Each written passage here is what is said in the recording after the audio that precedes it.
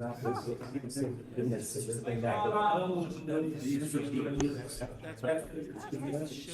that is interesting. Oh, wow. Oh, we need to allocate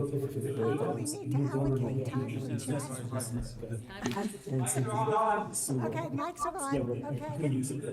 There's feedback. Oh, feedback? Yeah. Feedback. Right. Mark, Yeah. did you?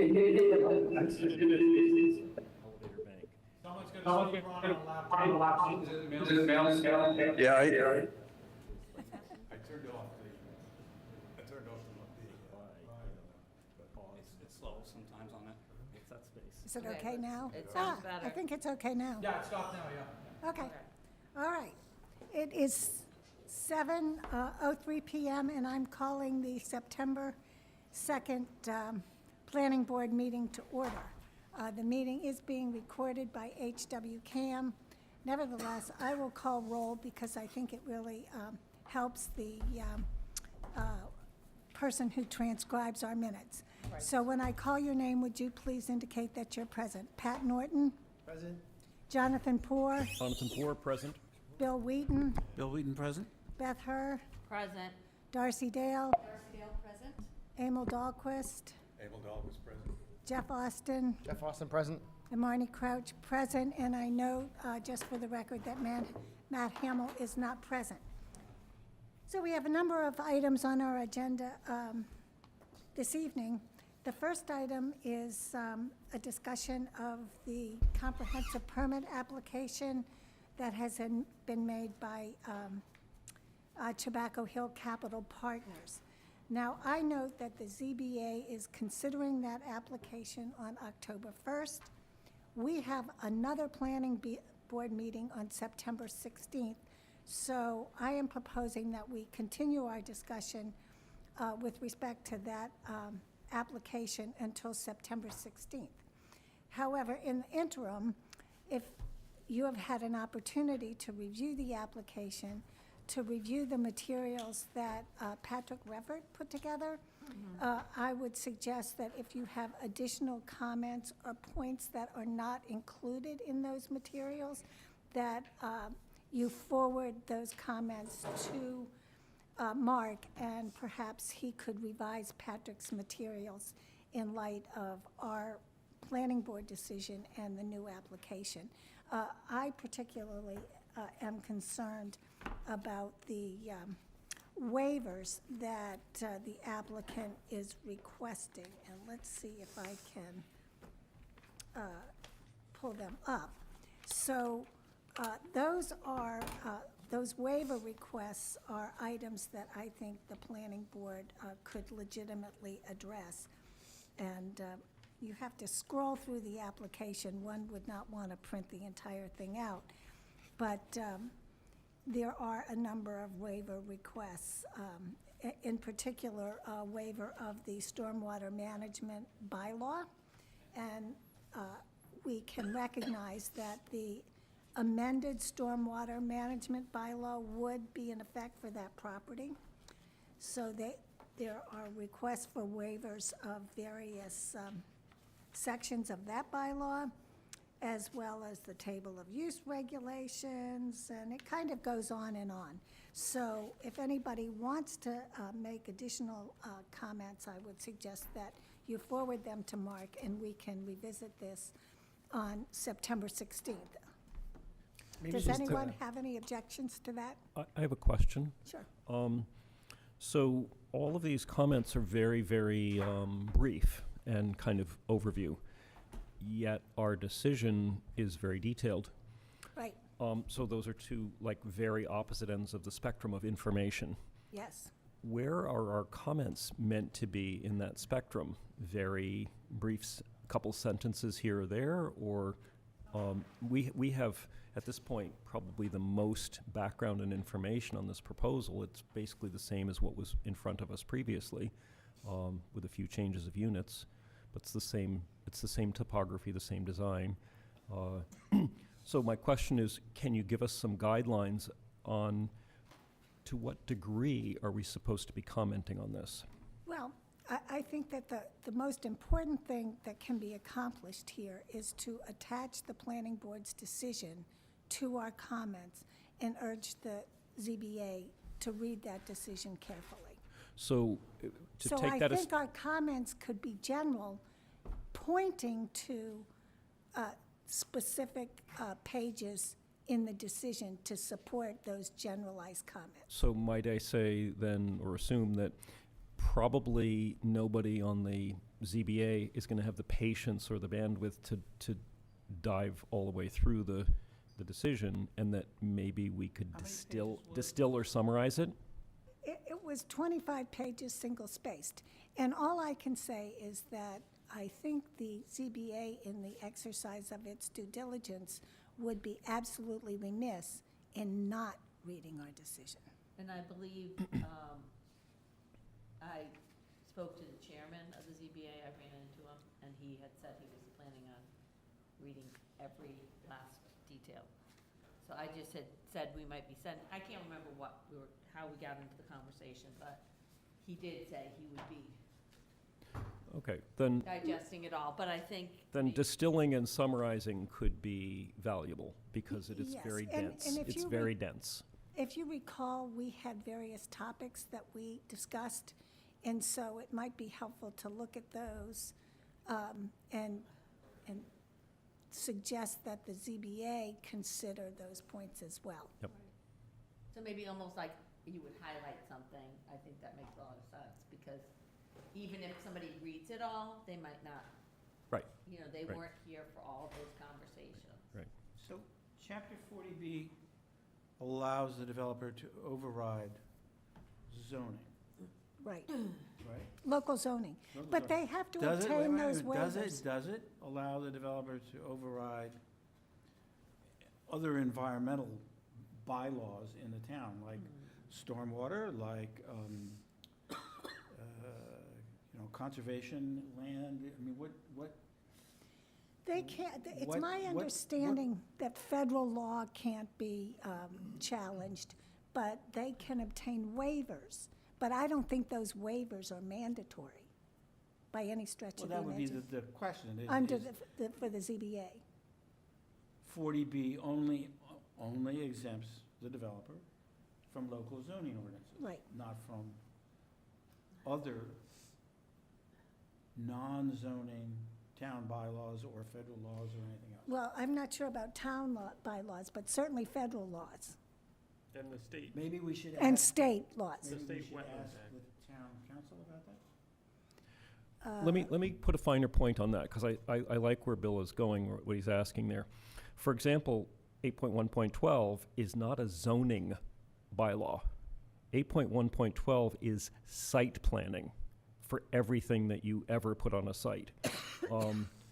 And that is its purpose is an environmental bylaw, not a use bylaw, a zoning bylaw, or anything associated with that. And it, as we've said before, it mirrors the first steps in the stormwater management manual. Right. The first step prioritized, and it mirrors that. So the question is that piece of our bylaw, as well as the Volume 2, Chapter 1 piece of the stormwater management bylaw, are those non-zoning issues, or those environmental issues? Yeah, maybe the town council could help us to the extent that she. And you could point it Very to, familiar with the exact wording of 40B and what, it could be a very specific question. It could be what I just said. Right. 8.1, the starting point for this project was 8.1.12 and Volume 2, Chapter 1 of the Stormwater Management Plan. It's first step. Where do I put this thing? Where's the right place for it? That was violated completely, that first step in both bylaws. Right. Then they did all their engineering, and they met all the BMP calculations and whatnot. So technically, yes, they over-engineered it so that by calculation, it was a good project. But by initial design, it was a horrific project. Right.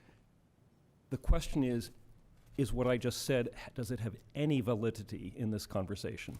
Well, I think it has validity to educate the ZBA. Now, I know Amy Quissel was involved with the ZBA and providing counsel for them at some point in time, before it was determined that they had to abide by the cooling off period before they could actually file the application. So I unfortunately, and I apologize for this, don't have a hard and fast answer for you about what regulations they can, that don't have to apply. But I'm inferring from the fact that they're seeking waivers, that they have to obtain the waiver. If they could Right. just ignore it point blank, they wouldn't be seeking a waiver. So that's my inference. Do we, you mentioned a 25-page single-spaced. I think it was something like that. It was long. Mark, is that up on a website? Yes. Okay. And my understanding is, I'm happy to check with council, but my understanding is they can apply for waivers from any local bylaws or regulations, but not from state or federal. Right. And those waivers do not have to be granted, do they? No, not necessarily. Unlike a waiver from local zoning, which is their right. Well, they have to ask for it, and the It has to be ZBA granted as has part to of be the- granted. The ZBA does not have to grant the waiver.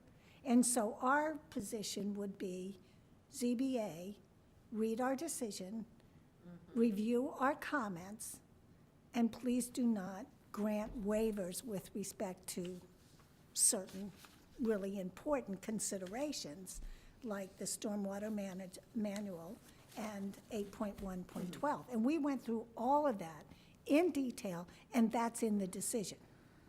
I'm surprised the town doesn't have a legal position to deny the permit application based on the fact that it's the exact same design and project that got denied as part of a special permit process, not requiring the ZBA and everybody else to go through all this effort. Like, why can't the town just deny the application straight out, knowing that it's the same project?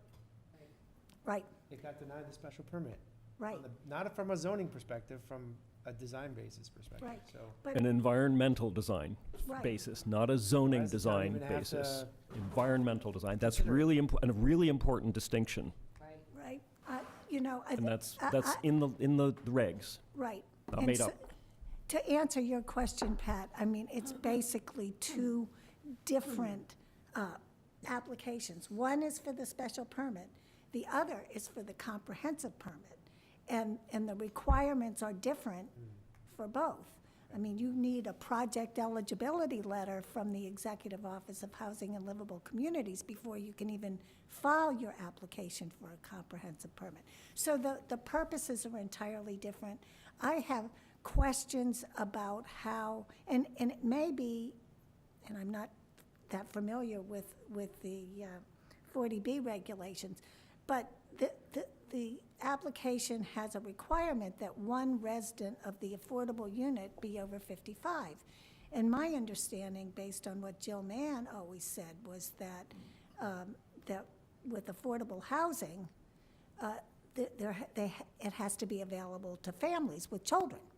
And by default, if you have one person 55 or older and they're a parent, it's unlikely that they're going to have small children just because of the age. It's not impossible, but I infer from the entire application that the one thing they don't want on those steep slopes is little toddlers rolling down the riprap. So we'll see. But it is two different applications with two different sets of criteria. So they can fail on one and succeed on another, which is wouldn't their it be, intention. with regards to your argument, wouldn't it be the case that since our senior housing cluster bylaw is part of our zoning, that they would just argue, we don't have to abide by that? Oh, they're seeking waivers from that. Oh, they are. Oh, yeah.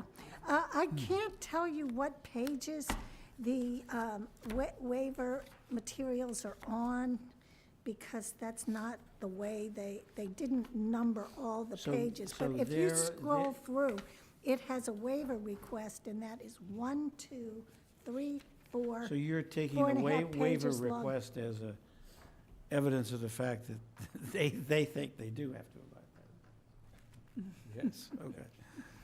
Yeah, I do. And so maybe, some waivers are less problematic than others, but certainly the stormwater management waivers would be critical, because we denied the stormwater management application as well, and basically on the same grounds as you mentioned. So anyhow, I think that if we all take a stab at highlighting for Mark what we think is most important, and then pointing to the pages in the decision that supports that thinking. And I remember you in particular, Jonathan, when we went around the table and everybody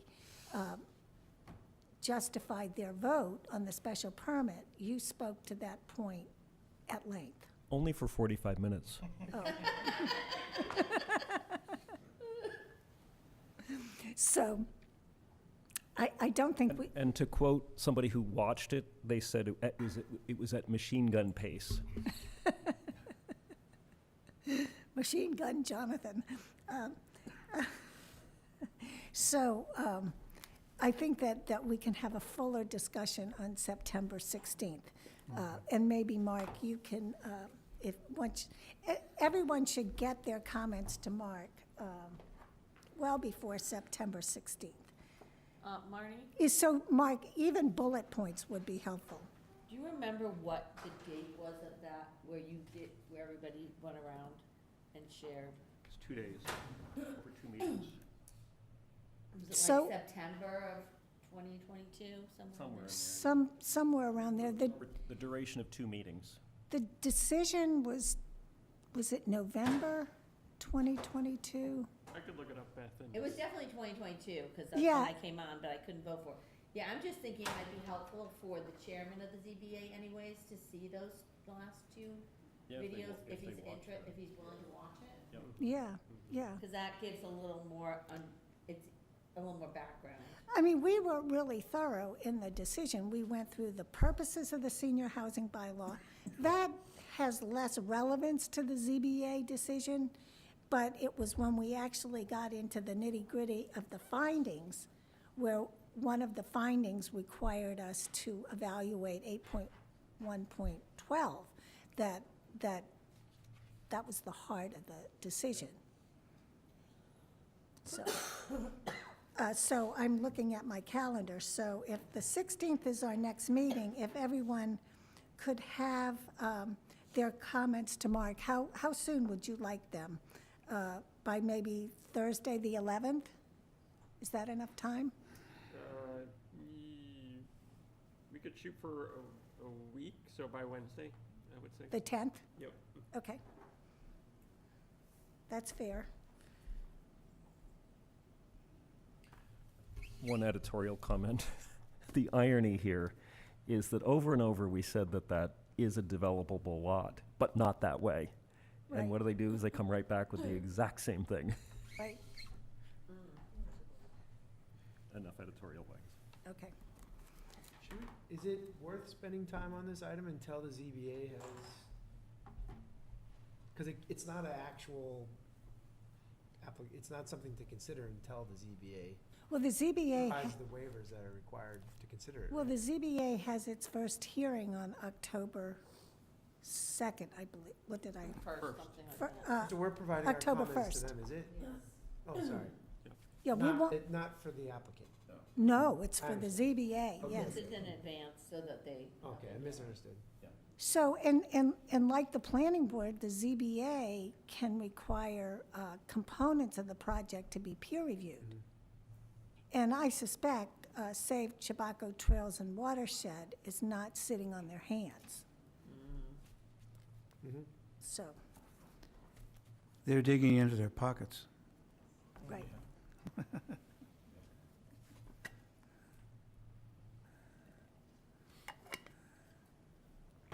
Okay, so if there are no other comments, we can move on. So, The next item is a follow-up from the July 14th special town meeting. Boy, does that seem far away, doesn't it? It does. Where did the summer go? So we have frequently asked questions. Mark compiled these. Are there any comments, concerns, anything that was omitted? I thought a few seemed redundant. Like, we could probably consolidate a few of these, and shorten it up. That's probably true. I just took everything Yeah. everyone sent me and didn't edit anything, so.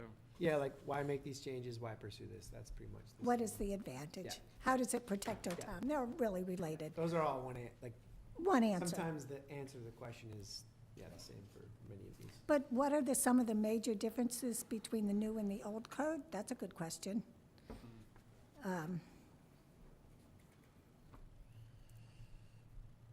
One thing I got asked a couple of days ago that wasn't clear to everyone is that there is no future requirement to consider anything else to meet the law. Like, it was in context to the Winthrop School, but the zoning changes that we proposed, the town voted yes to adopt, fulfill the requirements. There's nothing to do afterwards. I think people felt like there might be like another thing to consider down the road. No, it's the Attorney General who has that last word on all this, but not the Right. town. We've done whatever it is that we needed to do with respect to 3A, assuming that, Right, and was the look- town did do that, that it was a mandate. Yeah. And then now we have the form-based code. Yeah. And I think that the form-based code and the floor area ratios that are incorporated within that, along with all the other metrics, is going to prove to be very beneficial to the town in the long run. I guess what I was meant to say was that I looked through the questions to see if one of these may have addressed, like, what, is there another, like, requirement to do something else? This meets the code, this meets the law. We're And done. there'd be no benefit of the town to consider, swallowing up other acres of land that get made available to shove into the 3A. No, we don't Elements. have to do that. Right. Well, Are you- There's no required to do The that. Gordon Conwell site might be available if it's, Yeah, We somebody wouldn't- was asking me about You know, if as- 3A would be over, why wouldn't we move? Well, their suggestion was why wouldn't we move the 3A zone on Lower Asbury over to the seminary once? That was just. Well, those are sort of speculative questions at this moment in time. So I think they're good questions, but they're Right. not answerable questions. Well, you can't do it at Gordon Conwell right now, but Right. it'd be if in the It's- future, if in the It's future. Potentially. Correct. And so if we were to do those kinds of swaps or additions, Yeah, all those it could be, would be a zoning amendment. yeah. Right. So Okay. I guess, Pat, what's guess- the fundamentals One thing underlying we could question? say is, is the Winthrop, I think people are wondering the Winthrop School specifically. If So it how to becomes put pr- available, does that get adopted as part of 3A? And the answer is no, with the current zoning that's being proposed, is not part of the 3, it's not part of the 3A. And it It actually can't be as long cannot as it's be. a school. Yeah, but that's the question on the mind. Yeah. Yeah, and the answer to that is it's excluded under the executive orders regulations, yes. So should that be added here? I'm wondering if that's my question. I understand the answer to the question. I didn't mean. But Oh, if yeah. that What I'm property, asking, should it be Okay, a so part, the should it be a question- question? but if that. What happens to the Winthrop School if it becomes available? It would have to be sold. Well, then if, That's but not it part would, of the 3A question, I know, but it's like what everyone's asking. Right, no, but that's a even if it's- question that it can wouldn't be be asked. protected anymore though, if it's not a school. Even if it's But it would sold, still, there would have to Be be a a zoning process. still not amendment. part of Correct. the town center. Yeah, So, so even there are if it's sold. multiple steps before it could ever be considered. I think it might be worth a question. Oh, that absolutely. Mark could answer. And the unfortunate thing is, we had an opportunity to include it in the form-based code, but it was such a hot potato that we excluded it.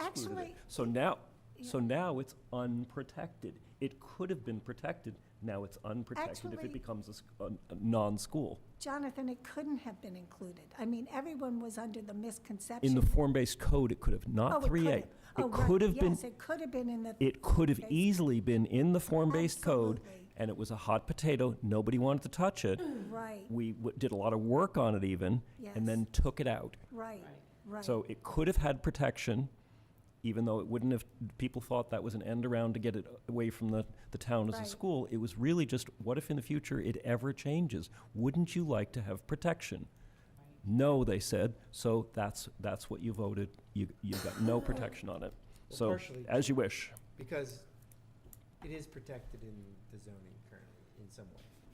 Meaning, Because there's it's no school. overlay to say it could be Yeah. commercial or high density, No, but somebody could come in, multi-story, but you could subdivide it into somebody could come in with a single-family special permit, I you think know, it's for a sub- special I think permit, it's and, 1 acre zoning is the underlying code. homes. So there's some protection, it depends on what you consider protection, I guess. Yeah, Well, and remember, the town owns it, so. Yeah. Someone has to buy it from the town meeting has to approve that, that. that's for 3A. I know, the but- problem is, we have a current situation where people feel like, no, we voted and voted and voted, and so they think they're gonna vote and vote and vote until they get what they want. If somebody wants that property, that's what's out there, is people are concerned that if somebody wants to do whatever they wanna do with that property, they're just gonna continue to have us vote like they're doing on the school. Whether we agree with that or not, that's what's out there. but you could always change the form-based code in the future. So it's all Yeah. adjustable in the future. Yeah, and I didn't mean to get into the zoning question, but it's a major question that I think is missing maybe, that we should add. And I'm sorry I didn't add it earlier And when you remember, asked for questions. it is the select board that makes the decision on what goes on the warrant and the agenda, so keep that in mind. Yes.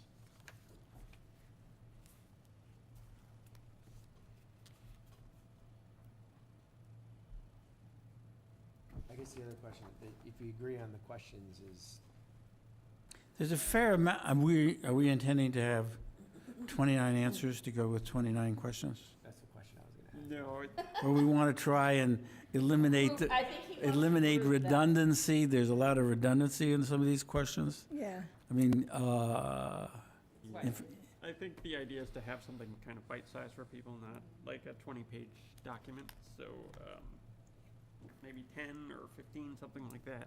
Whittle it down. Yep. Half of these? see, here's a question that I rather like, and will there be a formal design review board to make sure the downtown is looking its best? I mean, that's an interesting question. And the zoning, the town center zoning, authorized the formation of a design review committee. How that would be structured and what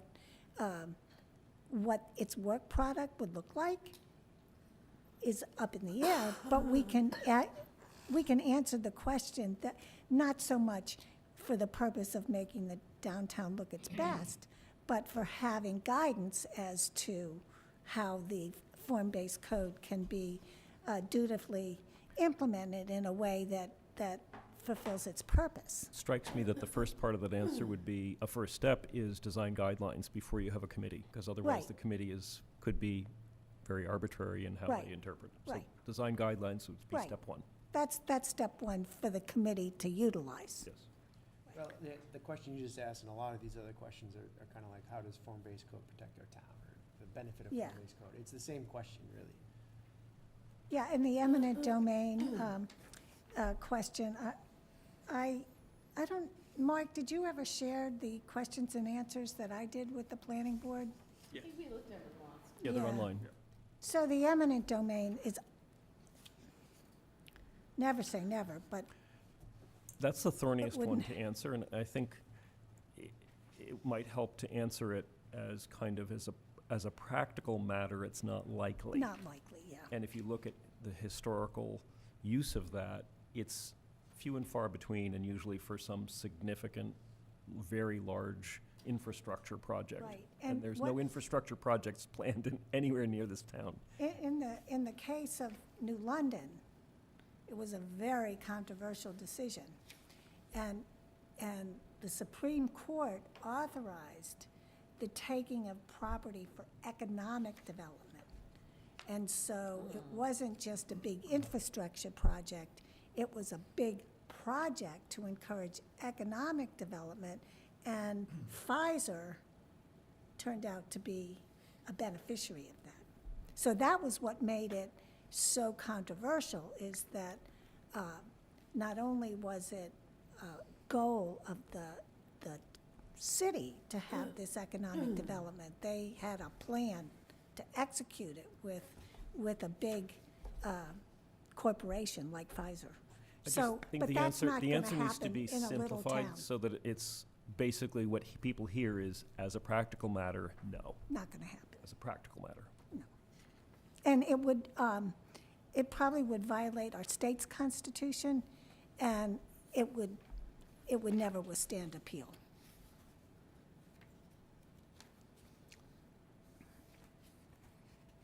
So when I started looking at questions and answers, what I was trying to do was to drill down into the flow chart that Emil had done, and he had a series of questions. Where is your site? What do you want to do? And then it defaulted into different scenarios, and then there were the references to the actual sections of the new bylaw. And I thought for a lot of the questions, if we could formulate the questions so that they could track this flow chart and then include this flow chart with the questions and answers, I think it'd be very helpful. I think it also is a first step toward the design guidelines. In other words, if your FAQs track the flow chart, and the flow chart, tracks what the regulations and process are, there's literally your first step in design guidelines. Right, right. And so I know that Emil reached out to Joe asking about contacting UTIL for a follow-up session, and that was August 13th. I think that we might need to send a supplemental request. I think it might have fallen through the cracks. Yeah, I think so. I think somebody made the comment that the decision on this was going to take 6 months to a year, I guess, to clear the AG's office, EOHLC, that why not wait until later? So maybe somebody has taken that up as a why hurry kind of thing, but I think it'd be, while it's still fresh in our minds, I think it's Right. important that we get a training session from the people who wrote the code so we can ask direct questions and get answers, in a face-to-face manner. Yep. I And think I it'd be did very- talk to Joe about it, and he said he thought it was valuable. He wanted to get a number from UTIL. I emailed UTIL, and they said, they like the idea of it. They'd like some written sort of idea of what the proposal is. They want a scope of Exactly. work? Yeah. Okay. Uh, We can work We're on, asking them to do. a we little can more work on formally. something like that. Yeah.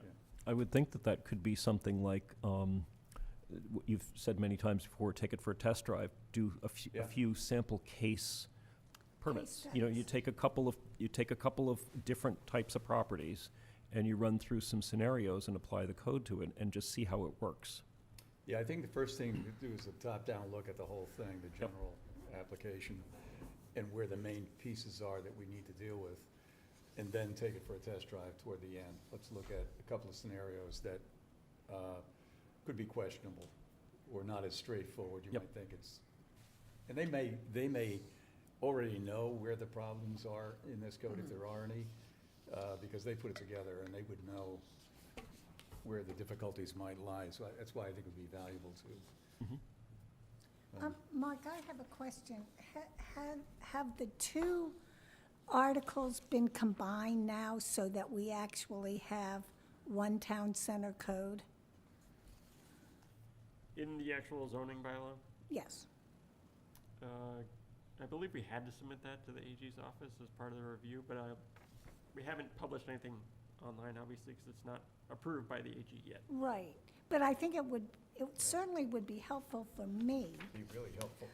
to have that, because in the goal here was to drill down to these different sections of the town center code, but if we don't have the combined code, because the second article amended the first article, so unless we have the final version, it's hard to track what the answer is, because you're going back and forth Yeah, yeah, between the two. So just for internal purposes, yeah.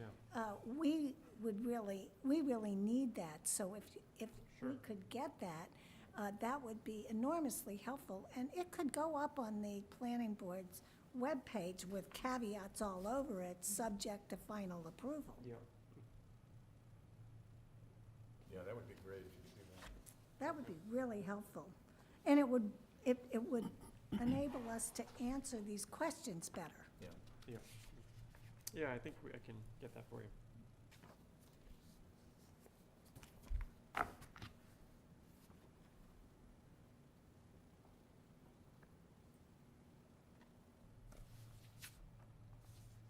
And we have yet to hear from the AG on ADUs, right? Yeah, they requested an extension, so I believe the new deadline is September 18th. And they had some comments about site plan review, but I think some of the comments looked more ominous than they actually were. Yeah, it was a long letter for just deleting three words from the document, so. Right, so I think this might be a to be continued. But if anybody wants to play around with the questions and consolidate them and provide answers, just raise your hand and I will deputize you to be a guru on this topic. So much enthusiasm. When I can fit it in the schedule. Right, right. Because the next item is something that is occupying or will occupy a lot of our time. So, I'll review, and I'm going to rely on Emil to correct me if I make any misstatements whatsoever. So, this afternoon,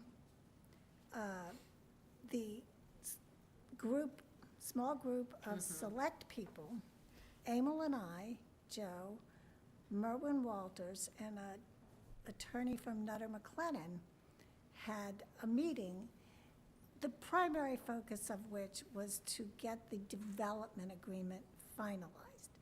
And I can report that there was progress made on that front. And in addition, we had an opportunity to speak relatively briefly about the overlay district. And so Attorney Walters was there, obviously, and he did provide us with some comments with respect to the Browns Hill overlay district. He's on Zoom. So you two can correct me if I misspeak in any way.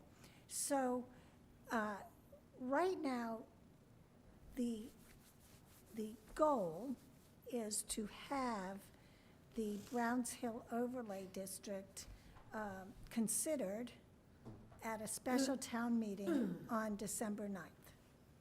That's a really tight schedule, but as I'm beginning to find, we're always on a tight schedule. We're never given enough time to really do anything. We're always being rushed.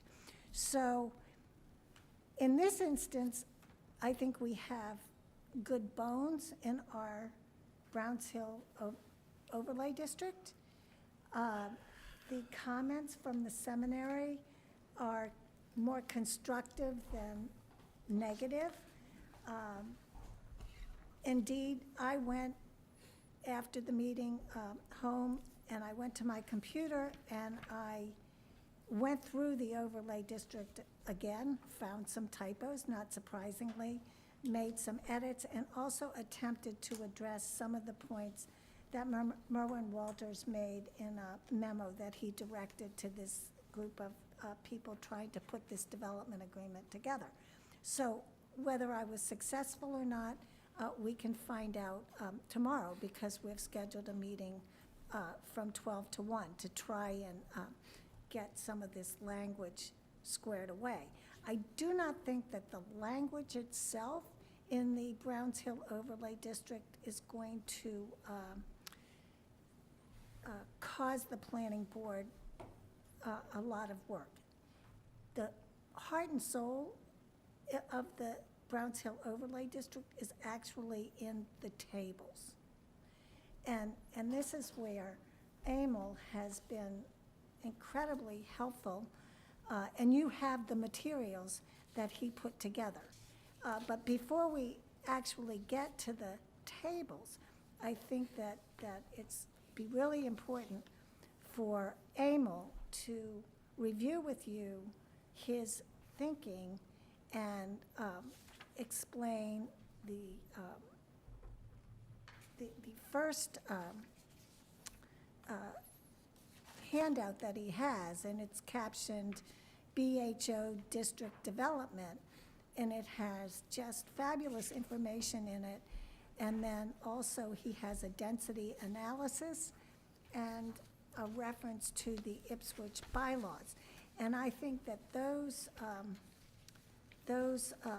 introductory materials really will inform how we evaluate the tables that actually go in the Browns Hill Overlay District. So the Overlay District incorporates 5 tables.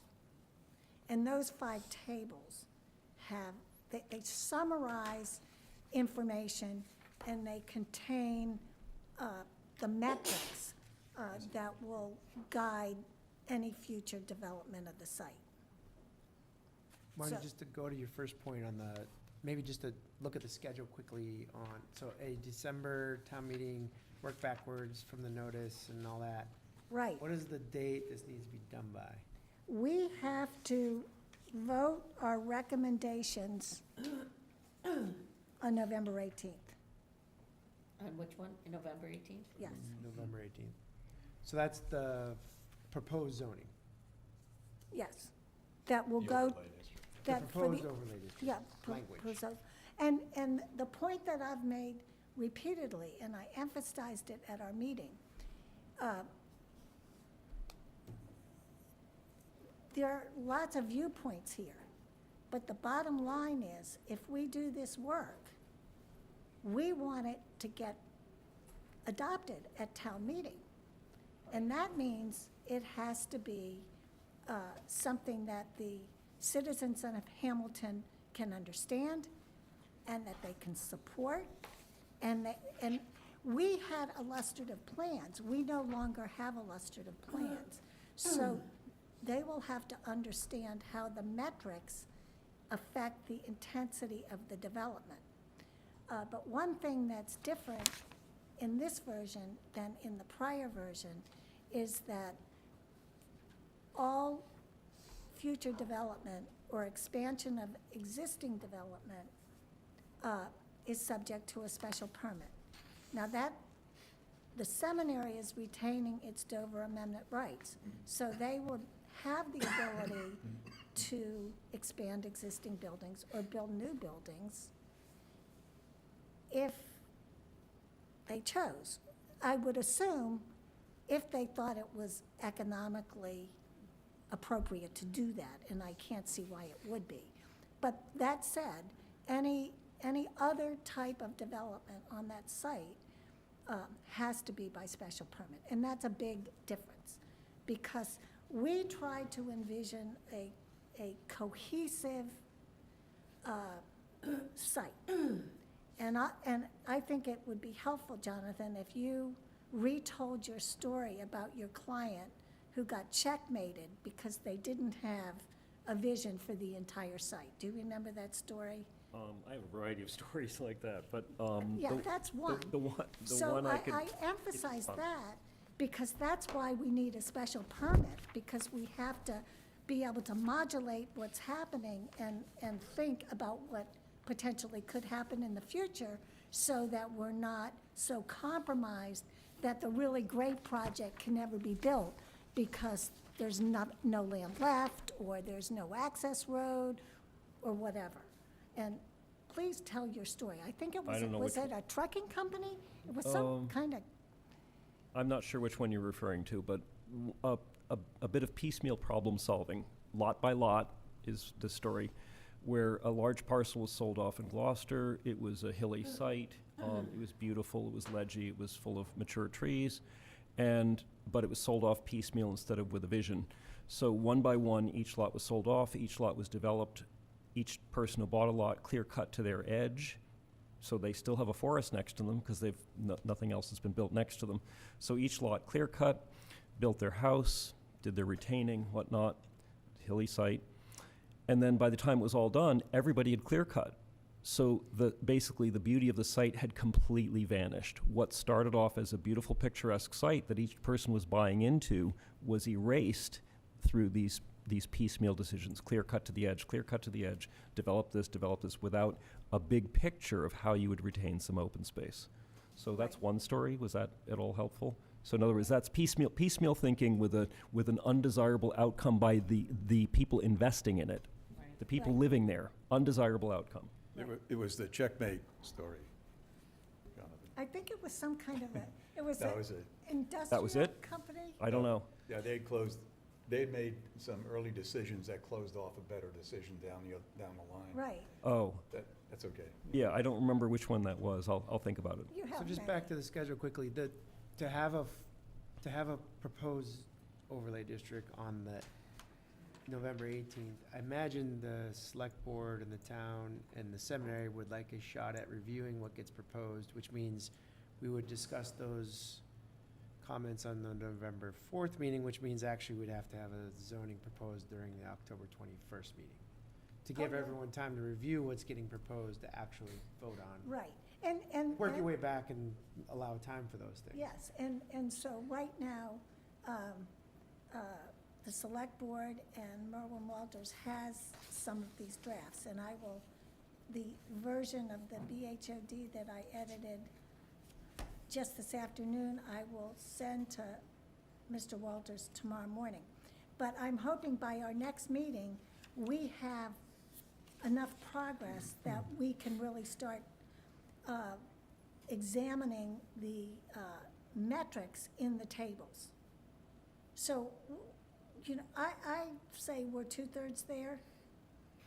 I just want to give us an accurate deadline, like an accurate it's target, really- which it's is really October tight. 21st, probably. And if the public hearings were to That's what I was gonna ask. the when public hearing- hearings were to be contentious and there was a lot of pushback, then I'm not sure where we would stand. I mean, if it were clear that there was no public support for it, which I hope that's not the case. But there are a lot of balls in the air. But I want Is this- Emil to start talking about his materials because I think it's really important. I know, Pat, you were concerned about the FAR, but as Emil explained to everyone, FAR is just a tool. The metrics are what's really important, and then those metrics are tested by FAR. Got it. Did I get that right? Pretty close. Close. Anyhow, you use the FAR Yeah. to test Yeah. whether or It's a not, measuring device. whether or not you've got the intensity of development right. So if you want a modest amount of development, but your FAR comes out at 0.5, you've failed. You've done something wrong. So the FAR might just be one little piece of a much more comprehensive analysis. So I'm going to stop talking. I want you to talk. Thank you. Just To get back to, go really ahead. quickly, Yeah. just looking at the calendar, basically, if we were to stick with this December 9th, by the next meeting in 2 weeks, the planning board would have to be in a place where they feel comfortable scheduling the public hearing, We do that at the end of September. The public hearings would be in late October and early November. The planning board would basically have to wrap up work by November 18th with its recommendations. That's sort of the planning board side of things if we stick with it, December 9th, special town meeting. Yeah. It It's a lot of ground to cover. Really a lot of ground to cover. And all I can say is that for those who were on the planning board with the first iteration of the BHOD, what's now on the table is a really condensed version of that, with special permit being, you know, the primary driver of what's happening here. Just because we don't have this vision for the site. So again, I think Pat wants to meet twice a week, so we can get it done. I was gonna make it, Marty said 2/3 of work are done, but oftentimes 80% of the work is in the last 20% of the job. Yeah. It's true. That's usually, you complete the first 80% in the greatest amount of time, and then do the last, or actually just the reverse, in a short amount of time, and it takes you a lot longer to do the last. You know, to get the 95 is the number. 95% takes a very long time, but get that last 5% is a long haul. And Right. we saw that with the town center district. We didn't get an opportunity to do a road test as a board for a lot of these projects. I mean, we did a lot of work on our own on it, so I'm okay with the with the code. Mark, can you just put the map on the screen? The overlay district zoning diagram. As Marty said, we had a good meeting with Myron this afternoon, and we'll meet again tomorrow, which puts a pretty short timeline. And we indicated to him that for us, a real necessity tonight is to get a feel for what is the appetite on this site, and how would you measure that if you were to, in an FAR or square footage or something, to get closer to that goal, because that's really a driving force going forward. And I'll get into that a little bit, why that's important. As was brought up, this was given to Gordon Conwell, and put some area takeoffs on this. We do not have a surveyed plan. This is we call it a diagram, but it's pretty close. So this is the breakdown, which is really a blending of our original overlay district plus work that Myron had offered in his conception of an upper campus, middle campus, and a lower campus, where now the lower campus is strictly the use of the 6 dormitory buildings. He's absorbed utilities building into the middle campus, and he would like the upper campus to go down that access road down to Bridge Street. You can see that 8 acres. That is a steep slope area, as all of us know, just driving along Bridge Street. That is in excess of 25%. It's in almost up to 30% in some areas. So it's a pretty steep pitch all the way up. I did a takeoff about 230 feet long to get the top and bottom numbers, and that's what it is. So what we insisted on was the heritage landscape. That was one of the priorities from us from the beginning, to preserve an area that has been designated by certain authorities to be of a lot of value, environmental value. And then the NZ zone to the left is a natural zone, which is mostly wetlands, but it is one of the access roads to the site off Essex Street. We came back with discussions from, well, I'll save that till later. So that was the first one that we had given to Gordon Conwell, and we did get some responses today on that, with a couple of asking us to kind of talk about moving some boundaries and so forth, which implicates a lot of things. We start moving boundaries, it just changes a lot of the calculations. But again, my goal tonight, if we can, is to get to a number or a number range from X to Y would really be helpful, so that we can kind of zero in on our negotiations with Attorney Walters, going forward. We don't have a lot of time to do this. We can't meet on and on again. So I think it'd be great if we could get really a lot of input from everybody on the board, what hesitancies they have for particular densities and so forth. This is about density standards to put in the zoning regulations, which we are obliged to do. And so if we go to the, Mark, to the BHOD district development chart.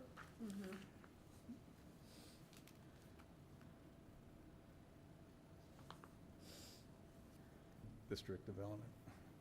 Breakdown? Yeah, that's it. Started off with A, what is the developable area on the Gordon Conwell Theological Seminary site? There's 102 acres. We did a yield analysis on this where you actually exclude conservation areas, protected and unprotected.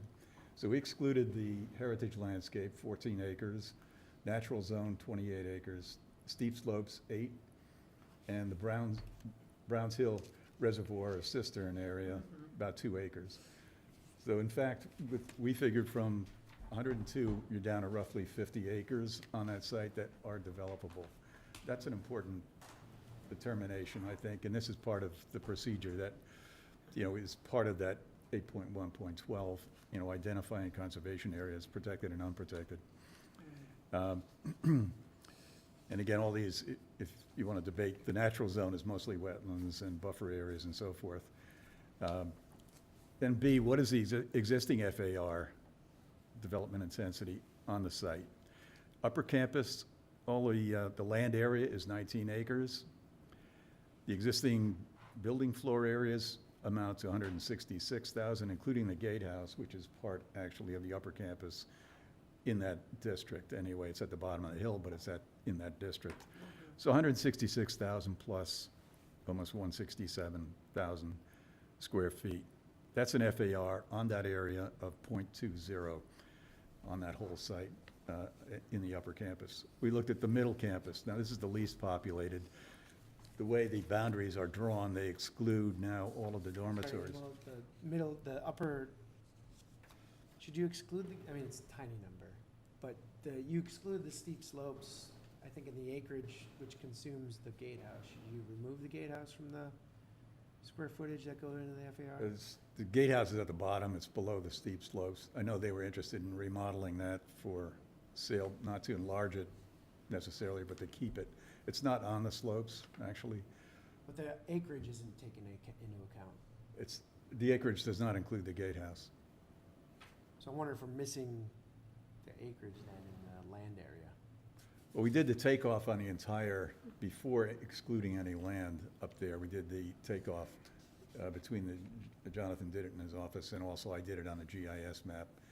So the 19 acres includes the area of the gatehouse, that's not steep slopes? Yeah. Okay. Yeah. So the middle campus is, again, 19 acres, plus or minus. Floor areas, really, we're going to include the retreat house in here, even though that's the heritage landscape area. We have to finesse how we're going to treat that for any kind of reuse or change.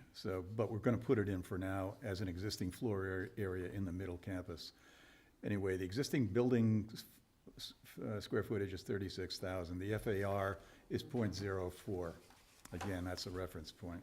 Lower campus, that's where the 6 dormitories are, 194,390 square feet. Floor area ratio is 0.37. So the summary, upper campus, middle, lower campus, the average across the board, across the entire site right now is 0.18, is the FAR level. Again, overall square footage, this is just undevelopable area, square footage in square feet divided by, well, actually, the floor area divided by the acreage in square feet. Square feet over square feet gives you the ratio with no dimension on it. That's 0.18. So what we had previously proposed, and this is why I brought this up, because we put a lot of work into the illustrative plans from the beginning with Jonathan. We were working on, the big question was how intense is, where's the sweet spot? Where is the best place to put this project so that it would not be overbearing for the abutters or the town and fit in the concept of that location in an R1 zone, R1B zone. And what we came up with in the 4 plans, and I don't know if you have those, I don't know if anybody remembers, we do have them here if anybody wants to look at the, I think everybody has a copy on their, oh, okay, down. on their packet, in their packet. Okay, yeah, the four plans are here, so if you want to look at Plan 1, I'll just go over it really quickly. This was a concept where, at the top of the hill, we had gone strictly residential. This was a set of duplex houses. Could be senior housing or not, but, and again, was basically residential developed in a manner similar to the Boulders concept. At the bottom, at the middle campus, So that's 40 units 46 units. as opposed to 19 currently as of right. Yeah. That seems like a fairly reasonable trade-off for clustering, where we want to, Mhm. okay. Yeah. At the middle campus, we folded in to the middle campus, we eliminated the original Stables district. That's gone, that's been absorbed by the middle campus now. So those townhouses in front of Pilgrim Hall, again, we looked at this not so much as a design, but mostly as a way to assess what would a density of this nature feel like in terms of visually, That's what's the biggest image? difference. If you sit, I mean, right now, that's a huge open field. Yeah, And, yeah. you know, you're sort of saying we should have a maximum of 146,000 square feet of floor area, which is 4 or 5 times what's there now. And that field is basically being turned into a little village. Exactly. Um, So Plan 1 was to raise that FAR, if that's the way we're gonna measure it. You're right. Right. Would have a total floor area of 182,000 square feet. If you look on Plan 1 of, So, on this sheet, this development density analysis sheet that you have in your packet, Right.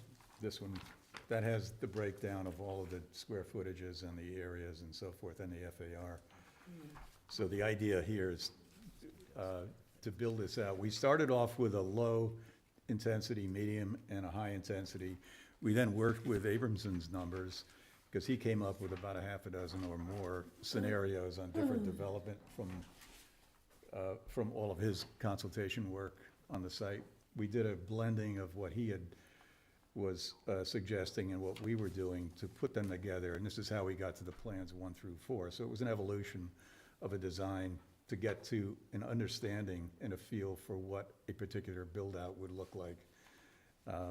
This is 2 dimensions, but you get a good sense about, and this is really the equivalent of, and the importance of these sketches and why it's important now, is they're proof of concept plans. What it tells you is that, yes, we can talk about so many thousand square feet, but can you actually make it happen? What will it look like? What kind of space do you have between buildings? How big are the buildings? That's the whole reason you do something like this, is that it really is a proof of concept. And this is how we arrived at the square footages for each one of these plans. And maybe not so surprisingly, Plan 1 and Plan 2 were pretty similar. So if you look at Plan 2, the one after this, Mark, down. We kept the same residential composition on top of the hill. What we did was insert a senior living care building at the bottom, which was roughly 25,000 square feet, and on 2 levels, 50,000, roughly the size of the residence hall in Ipswich. residents at Riverbend. Riverbend, I'm sorry. Yeah, we did it. We looked at it online, took the measurements off the data online on the GIS and replicated it, frankly, and then put in the parking around it pretty much as they had it. Again, it was an idea. This is not a final design, but this is to come up with a concept of a building of that size that might fit into this area. I thought it fit nicely with the taller dormitories right across the road. The scale kind of blended in there. And then there were fewer residential, it's still the townhouses, but then multiplex houses in addition. So Plan number 2, that total composition, again, if you look at the development density analysis, Plan 2, total square footage, middle campus, 180,114 square feet. .22 is the FAR for that. On the top of the campus for Plans 1 and 2, they were identical. We had 122,826 square feet. 0.15 density, and Plan 2 should have been the same number. I had 0.14, but it should have been the same. It was the same concept, the same number. So if you look at Plan 3, this is where we varied the bottom or the top. We switched to reuse of the existing buildings at the top, and according to David Gamble, they were suggesting that you could conceivably put another 160,000. So essentially they're saying, right now you have 164,000 square feet between Kerr Hall, library, academic center, and the chapel. You could put another 160,000 in that concept. So you look at the breakdown on the chart, development intensity analysis, upper campus, district plan 3, we're now up to a total floor area of 327,283 square feet, or a .38 number as the FAR. Again, the FAR doesn't tell you what it looks like. It tells you how many square feet per acre is there. That's the benefit of that number. It's a measuring tool. And then on the upper campus on Plan 4, it was the same thing. So now the upper and the lower campuses have been 2 options each, 2 options on the upper campus, 2 on the middle campus. We came up with these 4, it gives you 4 possible scenarios of different arrangements. And we got the range then. If you look on the right hand, Mark, if you could put on the development density analysis on the screen. So when you say this amount of floor area added to each of these zones, is that maximum by right? Or Right now, maximum by maximum, no matter what you do, no matter how much we love you and give you a special permit, you can't exceed that? No, this right here is just for helping us determine what we should do. So these scenarios. Well, wait a minute, if I'm a neighbor or if somebody who lives in this area, I think what we should do is leave as much of green as possible. So it's, well, we're not gonna satisfy everybody on this. We have to satisfy Gordon Conwell as well, but it's really, we're looking at this as. No, hold on a second. The reason we're here to have this zoning Yeah. is so they can sell the apartment buildings. Right. So they can decommission their Dover Amendment buildings. There has to be into some private use. There has to be an underlying zoning for that private use. It could be, allow no more development. You could allow a little bit more development. You could allow whatever you want, but the purpose is just to let the existing uses transition from Dover protected to market. I guess given that we have, everything is by special permit, my inclination would be to set these, I don't know whether the, 40 units up on top is by right, or the 40, and whether the 160,000 of extra commercial development up on top is by right. If it's by special permit, then, there's no right. You have to come in with a plan, and we give you or don't give you a special permit to build whatever you're planning to build. Bill, let me just explain. Okay. So what Emil is doing is he's looking at what we had done in the past. Right. That's off the table now, but the exercise showed the different range in FAR. So what we're trying to do here is Come get up a with a range plan of and an FAR overlay that district. everybody is happy with or finds acceptable. But everything now in the Browns Hill Overlay District will be by special permit. So it's the metrics that will go into that special permit that we have to look at now. So for example, that scenario 4, which had the highest FAR, is something that I don't think anyone is seriously considering anymore. Because in the last analysis, this is one thing that we observed at our meeting, is that this will be the third town meeting this year, and it's in December. And there's a question whether we can even get a quorum, but if we do get a quorum, one can surmise that the abutters are going to be a large percentage of the people who make up that quorum. So if the zoning passes, it will have to pass with a 2/3 majority. So our sensitivities have to take into account those of the abutters. So this is an exercise. So why are we, I understand it, but if we present them with an exercise which has all of this development, We're not. I think the we're not- chance of getting those people to approve the zoning These is. have, that has nothing to do with what the public sees. This is so the planning is for board can have a us. metric. This is for us. This is a I tool for us understand. tonight. I understand, but will the ordinance as it goes through, as the overlay district as it goes through, contain numbers like this? Not like No, these. No. no. No, we're. Not the maximum 121, There 160. Probably, we don't have to use the FAR, which is, I think, a good thing to use. We now have it in our other code downtown. But we could, there could be language, and Ipswich gave language like, take your total acreage and multiply it by 3,000, and that's the maximum square footage you can have in new work, on the site, something like that. I'll go over those in a minute. Per lot. What's also Per important, developable lot. what's also important to remember here is that what the town needs to avoid is if this is developed piecemeal. Remember, they asked me for the piecemeal stories, and I couldn't remember which one was the right one.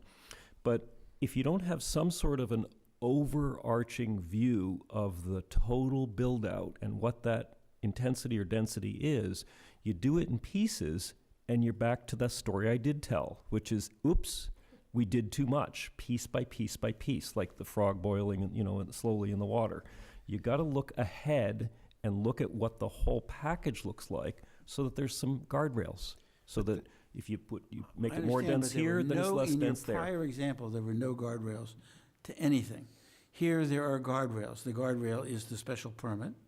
The guardrail is. But that would the be one middle piece at a campus is time. going to be all developed basically for residential, and there are two options on the upper campus. But- One is commercial, one is residential. But we have to look at it as in its entirety. You can't just let there be no metrics and then approve it or disapprove it one special permit at a time, and then hope that the end result will make some sense. Well, I'm not sure that's the case. If you have a special permit, if you had a special permit for each of those 18 houses or however many there were that did clear cutting, and you could regulate the clear cutting, you could have done it piece at a time, and you just say, no, I'm sorry, now what you're doing is we're headed towards a bald hill.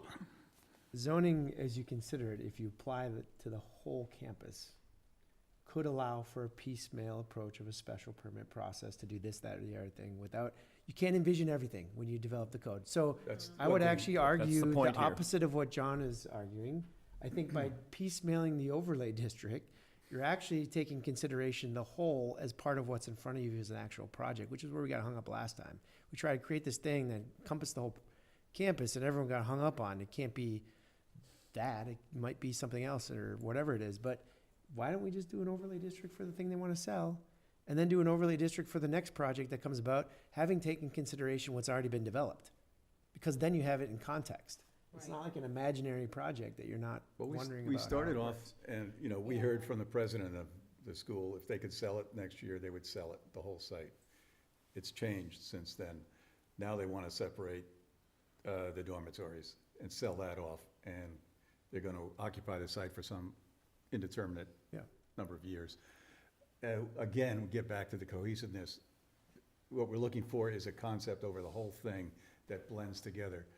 And so putting the Doesn't it- metric. But it doesn't blend, if you're gonna do commercial on the top, that doesn't blend with, the apartments below, it's The sort use of, doesn't matter, Bill, that much. It's what blends is the form of it, and that's what we're trying to do. It matters right? hugely. It matters, the use matters hugely. Well- If it's one owner across Well, the whole, Traffic will vary depending, I think nobody's proposing, that's why we have a use table, that we thought we agreed to everything in that use table, that you can have X, Y, and Z, and that's why we're dealing with those particular buildings. I think if you want the best shot at getting it approved in December, you limit the overlay district to what the project is. And people have surety in that. Well, that's not an overlay district then, because right now, if the seminary wanted to sell the lots, the 2 lots, the A&R lots, they can do that. And then the buyers of the apartments, because those apartments are pre-existing non-conforming uses, could turn the apartments into housing, but they could not change the square footage Yeah. of those buildings. Yeah. So for example, they could not combine the 2 buildings with a central shaft containing an elevator and various amenities. So by having the apartments in a more comprehensive overlay district, it increases the value of the apartments. And I think what we have to go a step further and finish the discussion. I don't here. actually, the people who are buying the apartments don't do development.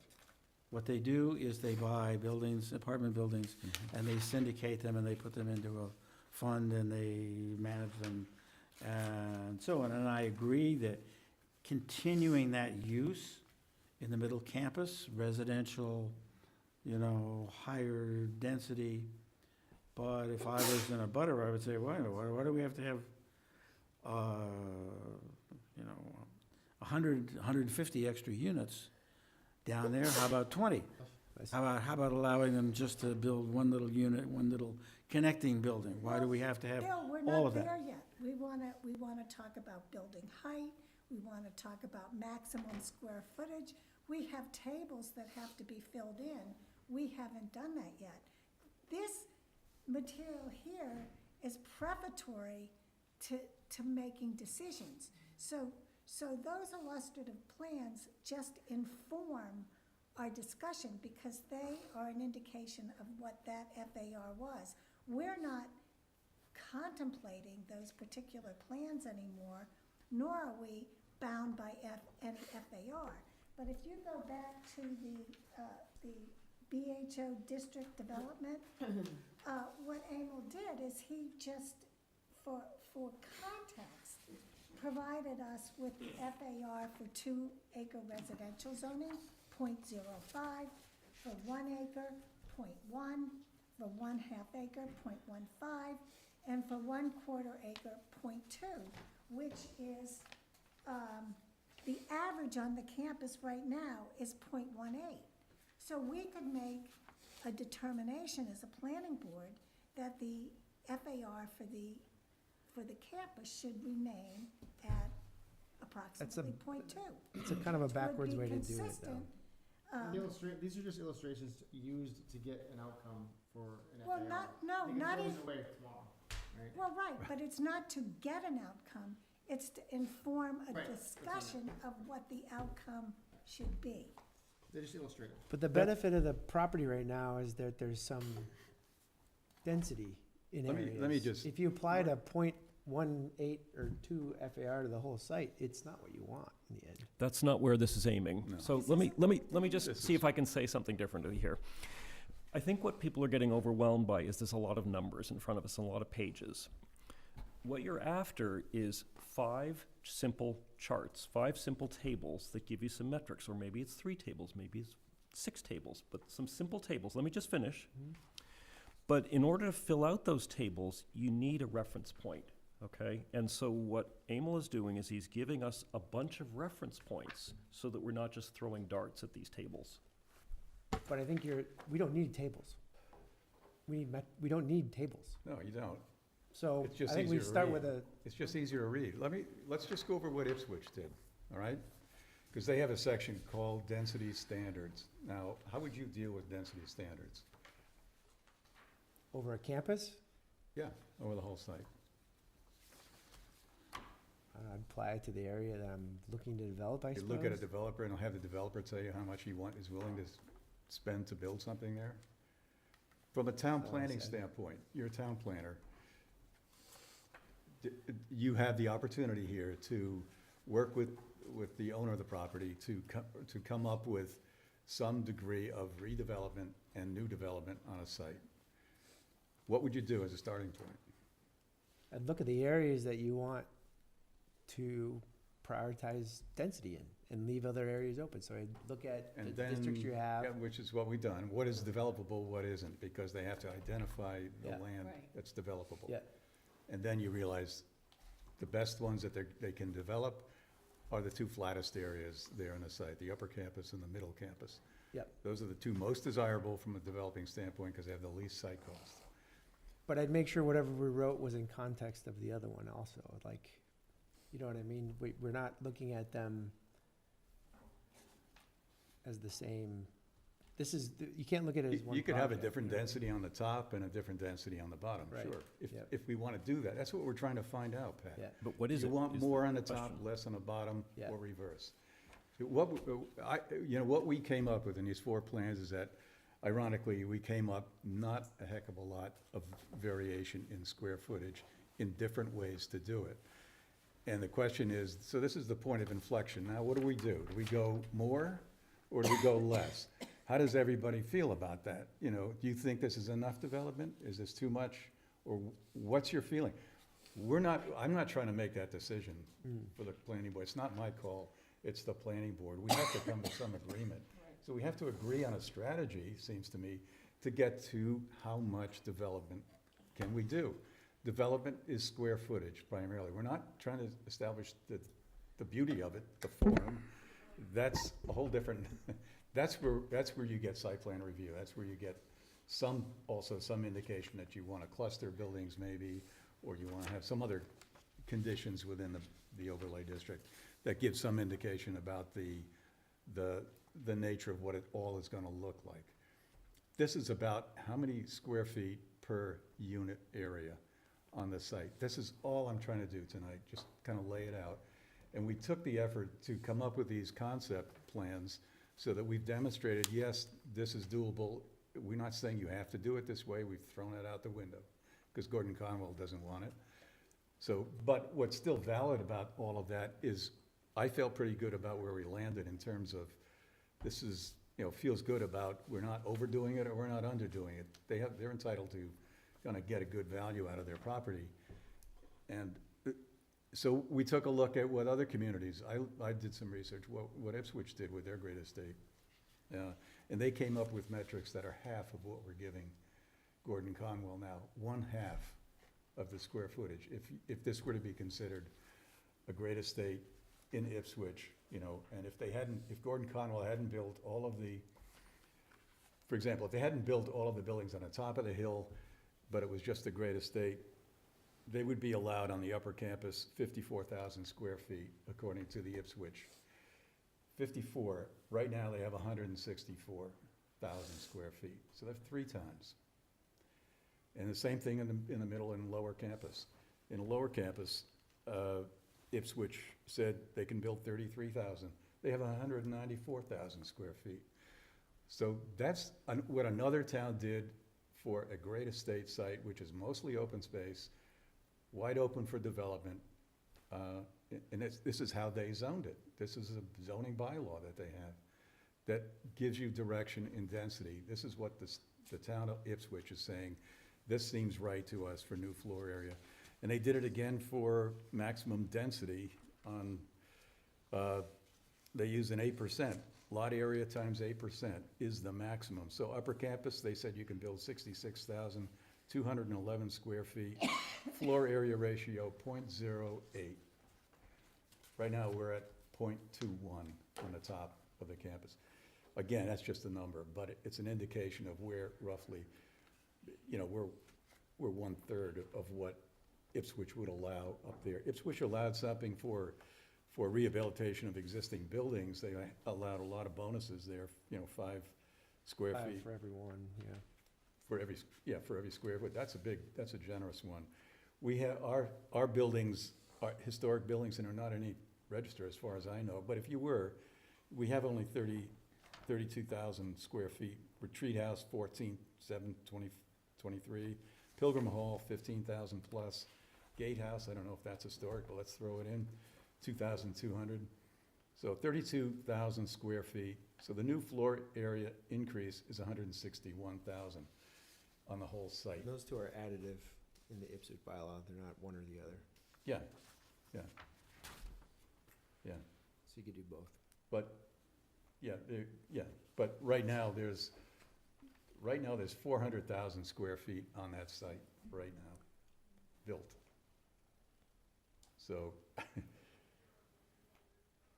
you could add the two, 161 plus 32, so you're up at 200. But we got 400,000 built on the site. Again, it's not apples to apples, because it is a built site because of the Dover Yeah. amendment.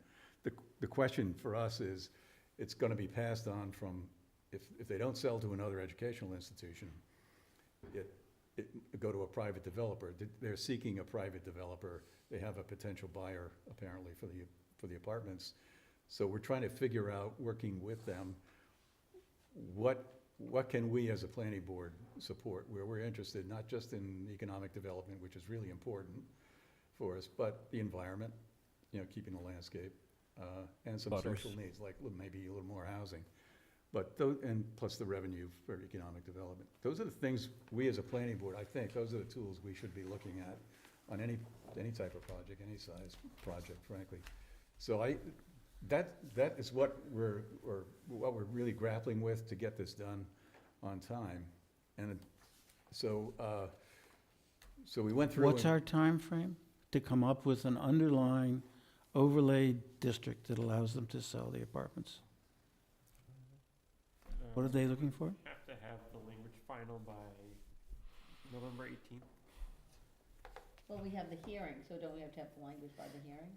We would have to have draft language by the hearings, which would be Early, late October, October 21st. Yeah, what did you? mid to late October. So in terms of the draft language, we have that now in the Browns Hill Overlay District. What we don't have is the metrics in the tables, because that is the language in the bylaw is, in some senses, pretty straightforward. The most important language in the bylaw, tracks 8.1.12, really clarified, so there's no ambiguity. That's the design process. And so the findings require that the design process, if you will, be followed, so that we get development that's integrated into the site and also is respectful of other development on the site, and also recognizes the potential that there could be future development, which is a big ask. But the language that's in the Browns Hill Overlay District now, if you were to parse it carefully, you can track it back to the Open Space and Farmland Development Bylaw and the Senior Housing Bylaw.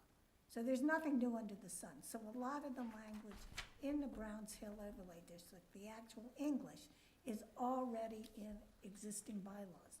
And so with respect to floor area ratio, as I said originally, that's just one component. We have to look at building height, the building footprint, and that's what we're getting at. And with the recognition that the abutters are going to make up a good portion of the residents at a special town meeting, assuming we even get a quorum. So we have to pay attention to the reality that if we want to get this passed, we have to take that into account. And we shouldn't forget, though, that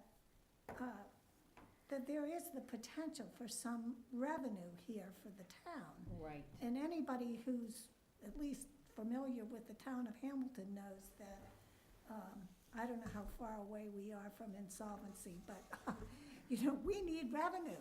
And so we would be naive to say that there should be no development on this site beyond, the seminary. We don't want anything else, because this is one of the few tracks in town. I have to say, that's something I just completely, totally disagree with. I think the upper campus is a total white elephant. I think if you actually built 300,000 square feet in total on the top of that hill, that would be, given the location of everybody's going to drive to that. That would be 600 cars a day going in and out of the campus on one little 2-lane road. It just, doesn't compute. The transportation impacts of that amount of commercial development at 500 square feet per person. It doesn't make, Bill, it doesn't make any sense. I agree that we probably have to allow them to reuse the existing buildings, to transition the existing buildings, but I would not allow any more square feet in the commercial option, your plan no, number. and I don't think that's what I intended to say. I mean, we can get revenue as a town from residential I real understand, estate. but the town is hoping, sure, 300,000 square feet of commercial property at some value yields a lot of tax revenue. I cannot conceive of a company ever wanting to do that, and I cannot conceive of the impact of that, it being worthwhile in terms of environmental and traffic impact on the town to get that. I would say you can reuse these buildings, but we can't, the town, feels it's just infeasible to allow more extensive commercial development in terms of square footage on that top part of the site. I think that's entirely legitimate, and that's the way I'm leaning, frankly, because that gives you a .21 square footage, and I think making the existing building, any addition, people can always ask for an addition to some of these buildings. To but that's a connect the special- buildings or do a few little Yeah. things. Little minor things. Yeah. And that'd be a special exception, but I have to agree with you on that. So that would be, if the rest of the board agreed with that, I think that would be a positive step. I want to allow, I'd like to. Residential development brings in the most revenue, because commercial properties, we all pay the same rate. Right. And wouldn't it be? Yeah, but they don't use any services, that's the argument. Development, right off the bat? Let's Yeah. allow. I mean, the residential plan here looks terrific. It looks just like the Great Hill in Topsfield, or, Yeah. and it's got sunset views up there. Now, you do have to demolish Yeah. 140,000 square feet of, a lot of it's brick. I'm told it'd be actually pretty easy to demolish, but I just don't think we should plan for that. I don't think that should be a Well, plan. no, and I don't think that was the suggestion, because I don't think there's any demand for that kind of. Oh, price. yes, that goes to the question, would any company actually want to do this when there's no access to highways, there's one lane that they can get in and out of, there's no expansion? If you're a company like New England Biolabs, one thing you're always thinking about is, we discover this, we do this, and we want 3 other buildings, we want to, expand, we want to have that as an option, but you don't have that as an option in this site, it's all crammed right in. That came from David Gamble in his study. He was the one who came up with 160,000 addition to 100. So anyway, I know, that's and there were people back that's where it came. people back then who said commercial brokers were chomping at the bit to Yeah. go show this property, and what happened? The one Yeah. company that actually did a deal in the last 3 years was in Manchester, cell signaling, and they wanted flat land near a highway where they had expansion capability, all the things that this site doesn't have. And Have his hand raised? I just, But that's the purpose of this meeting, Bill. okay, well, then I'm exercising, I'm fulfilling that Yeah, purpose. I don't know if there's an argument on the other side of it. So we want to maximize revenue. Yeah. We want to maximize open space, and we want to minimize And we did suggest to the seminary today that they look into a traffic study, because obviously making the access two ways from Bridge Street would be enormously helpful in modulating the overall Except number of the cars. exit, having lived right across from that exit is something like a 30-degree slope that, you know, ices up and you has a sight line, and you get about one car every 2 minutes getting out of there. That doesn't work. I don't understand again why the overlay district can't be just restricted to the project footprint.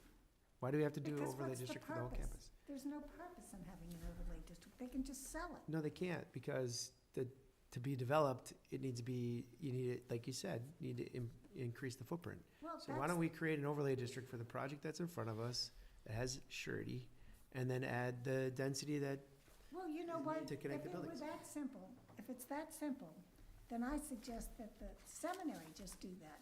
Why should we? Because there's no, it doesn't advance the ball for the entire site. Now, the seminary at one point was going to sell the entire site. We don't know if they were to receive a very high offer for a good portion of the site or the remainder of the site, whether they would take it. And if they did, it would be very helpful for us to have an overlay district in place, particularly because we really have the bones of one. So I would suggest right now, and Emil, tell me I'm wrong, why don't you look at tables 4 and 5, which have to be determined all through them? I mean, because that's the object here. What does the planning board think is the right approach for these metrics?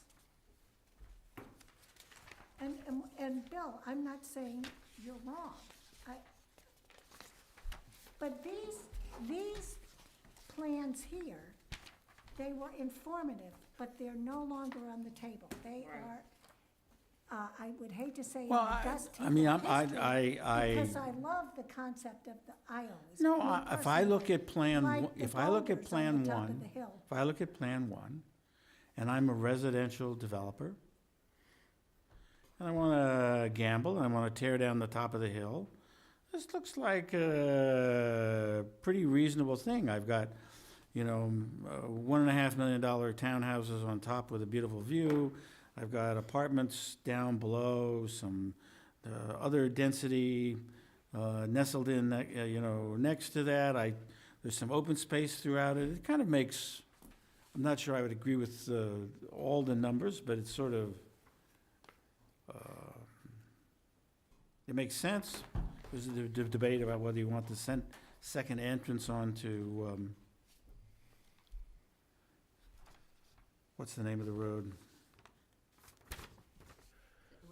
But again, we're not trying to adopt any of these Woodward- illustrative Woodward. plans. We're trying to figure out what the metrics are. And to do it, we need some data points. We need some touchstones so that we know if we pick a number, what does it feel like? What does it look like? And that's the purpose of looking at these illustrative plans. And that's the purpose of looking at 4 of them, not one of them. And we're not picking one. What we're doing is we're looking at what amount of site gets used up and what amount of open space is left if you pick a range of metrics. I mean, the question would be on Plan number 1. Is there actually a market for that much multifamily housing in the town of Hamilton? Because you're increasing it by a huge amount relative to the buildings that are already there. But nobody's promoting multifamily housing here. Right. Has nothing to do with what's the question is on the table. The question is amount of square footage on this site in what areas? More, just like Emil said before, do we want more up top, more down below, the same amount in both places? We have to start somewhere, or we're just throwing darts. Right, and I think I'm tending to want to even go back further to what Pat was saying, which is think we need to really discuss what we think is gonna pass. And if we don't think a whole thing will pass because we don't know the whole plan, I don't know, I think what he said had a lot of value, and I think it's worth a discussion of just doing something for that one section that we know what they wanna do with it. Again, if you start looking at even just piecemeal the site, what comes up is a bunch of questions, and Bill alluded to some of them. You know, what's the access? What's the traffic? Where does the additional septic go? How does this all fit together as a package? If you start doing this in pieces, it's very easy for the outcome to be something that is not what the town is looking for in terms of density in certain areas of it. It ignores the need for buffers, it ignores the preservation of the heritage landscapes or the unprotected resources, the steep slopes. It just, piecemeal problem solving never works. It just never works. So then do we think that the abutters are gonna be more interested in a comprehensive plan? There's no comprehensive plan. We just have to pick some numbers here. So there's going to be much less paper on the table if we can get through this. If nobody has the appetite to look at reference numbers, we can just go to the tables and stick numbers in, like Marnie said. Just pick some numbers and stick them in there.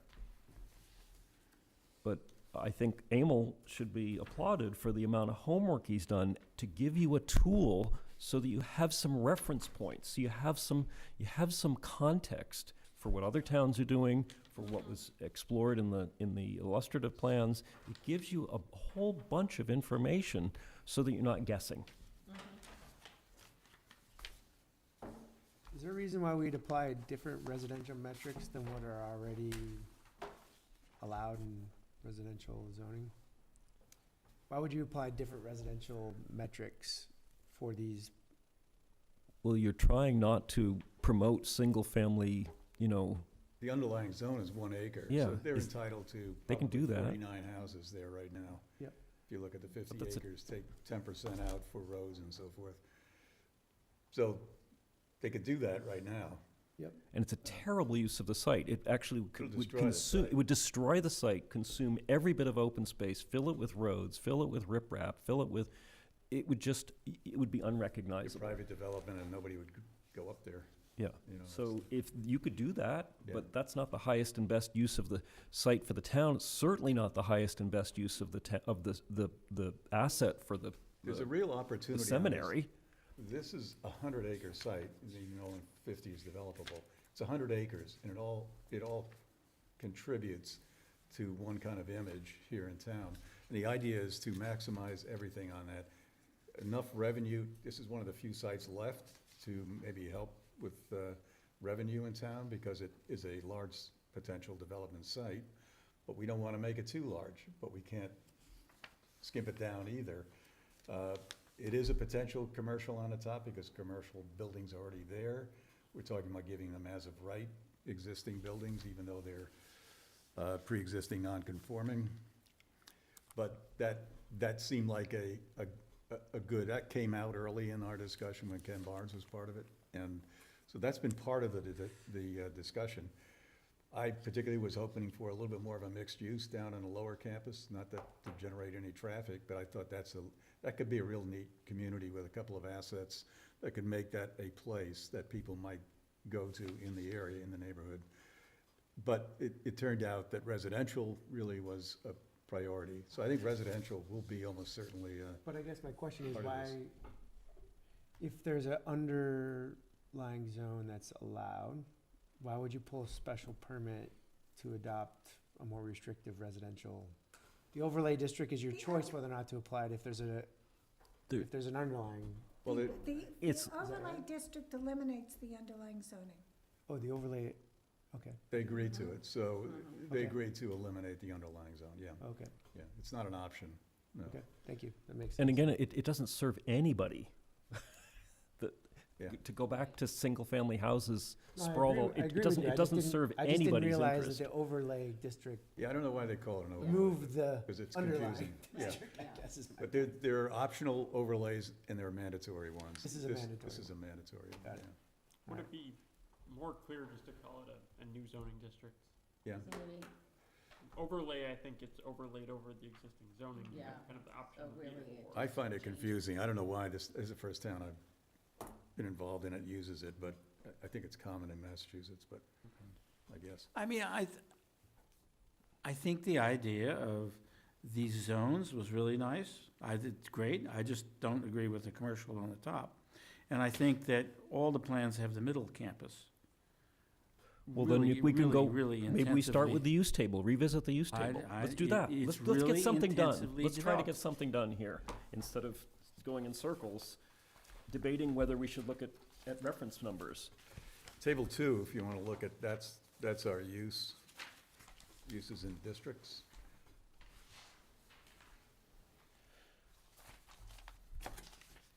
Yeah, this would be one, because we're actually using building types as a defining mechanism here.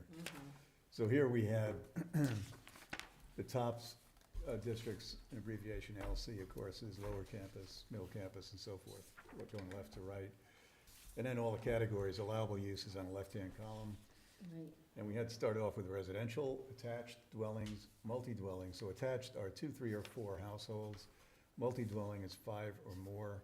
They would include actually the apartments and then townhouses as another variation on housing. And then reuse of existing residence, the gatehouse, that's a minor thing, 2,000 square feet, but it's permitted by right. I mean, this is very reasonable. Right. The question Yeah. comes down to how many units or how many square feet. Exactly. Yeah. That's what we're here to determine. And I'm looking for a table where I can fill in the numbers, and Table 5? Table 5. table 4 has the. Table 4. No, 4 is TBDs, we just just lot added up. dimensions. Well, let's stay, as Jonathan was, let's just Let's just get- finish a revisit this task. reuse. And Yeah, let's, so residential looks okay for everybody. Yeah. Now you go to commercial, business, institutional, and professional. Again, the top one is reuse existing business, institutional, residential. Again, the residential is the gatehouse and only. But we have on the middle campus, we have permitted use because those would include Pilgrim Hall, But that's just the retreat. existing buildings. existing buildings, period. Right.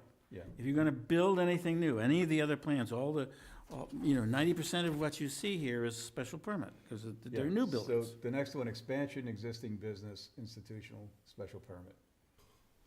Middle campus, upper campus, the special purpose on the heritage landscape is the retreat house. So we have 3 special permit, any expansion of the retreat house, special permit. You look at medical services, a clinic or a doctor's office, special permit. Care facility for elderly, 7 or more clients, special permit. Middle campus, upper campus. New office business, professional, special permit. Middle campus, upper campus. New institutional, that could be like a gallery or museum, maybe it's a public assembly, special permit. Middle campus, upper campus. So those are what we came up with before. I don't know, want to change those? No, I don't know, I'll support them. maybe a by right use, as long as you don't change the footprint, it doesn't take into account what I think kind of use. is that covered under reuse? yeah. It's reuse, but for a different purpose.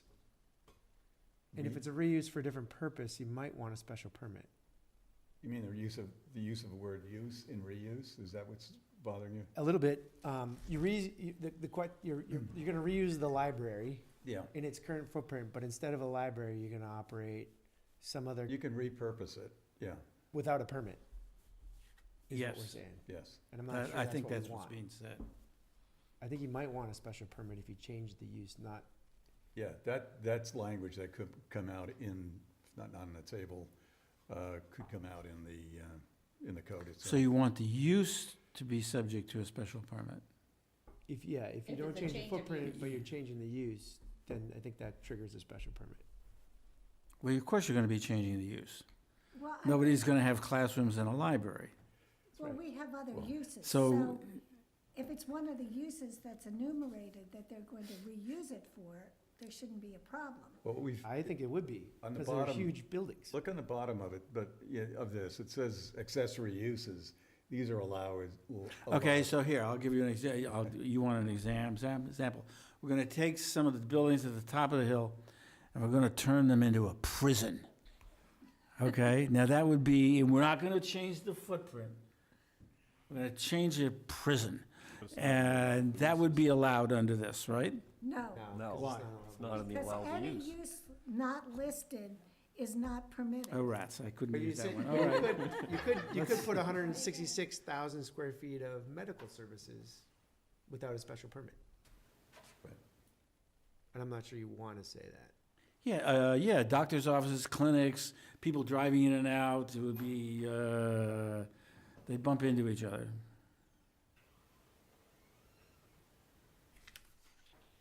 But that goes back to my whole thing about the top of the hill shouldn't be a commercial use.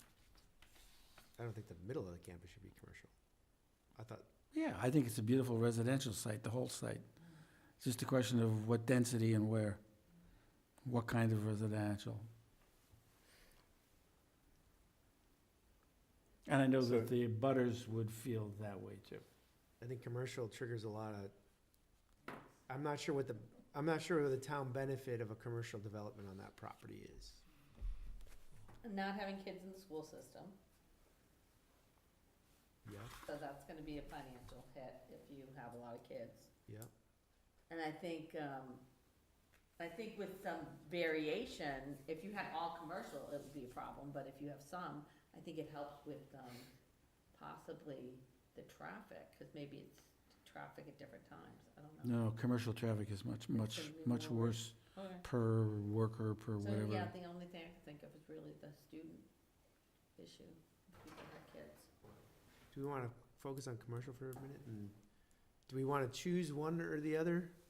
Middle campus or upper campus? Because I'm not sure both campuses support commercial development. Well, let's just look at what a definition of a commercial building is. All right?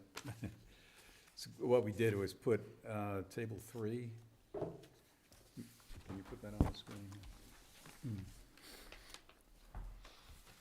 Just see if we can change the wording in any of this to make it sound less threatening. So we have, the overview at the top says, building types are used as regulatory mechanism in this bylaw, and not all building types are permitted in all districts.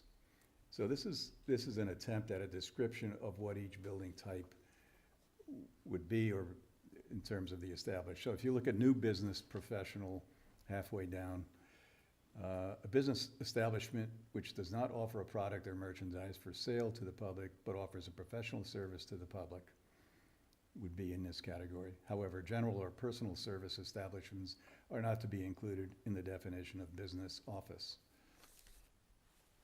New institutional are used for public or semi-public purposes and must fit as integral parts of the neighborhoods. Institutional buildings may be community centers, served as landmarks and places of assembly. They have a sense of prominence within their respective neighborhoods. What I'm getting at is, I wonder, do you want to take a look at any language here that you want to, could clarify the concern you have on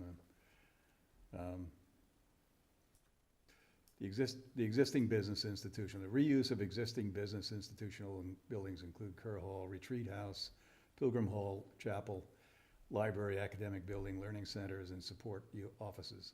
Reuse of existing institutional buildings fit within the existing campus as integral and functional parts and serve as landmarks and places of assembly. That just means anything. Yeah, right, that's not, You're not really limiting the use in some sense. No, No. use is not involved in that, except it falls within a business category. Why wouldn't a prison be? Because it's not listed as a use. So a marijuana facility is not listed as a use. Government buildings? No, you're right. All right, I guess it would be a separate use. But aren't clinics Yeah. general personal service establishments that are not included? General or personal service establishment are not to be included in the definition of a business office. So, trying to apply commercial development to business or professional building type. And tie the line between what, What has been excluded from here is retail. You know, I know that's when people think of commercial, they think of retail stores and so forth, and that's what kind of drives up the traffic. retail's not being allowed, but then you're excluding the personal service establishments. Personal service, They're not included in the definition of business, but they are in the professional, but they're allowed in commercial yeah. development. So it's, Professional service to confusing. the public would be the clinics, would be the doctor's office, would be an architect's office, or which is not allowed, it looks like it's not allowed. No, everything is here is allowed. just an elaboration of something that is allowed. Okay. Allowable use is the title of the table.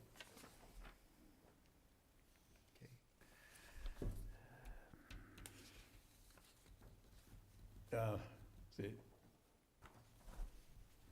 I still think special permit or commercial development that even reuses the footprint of the buildings.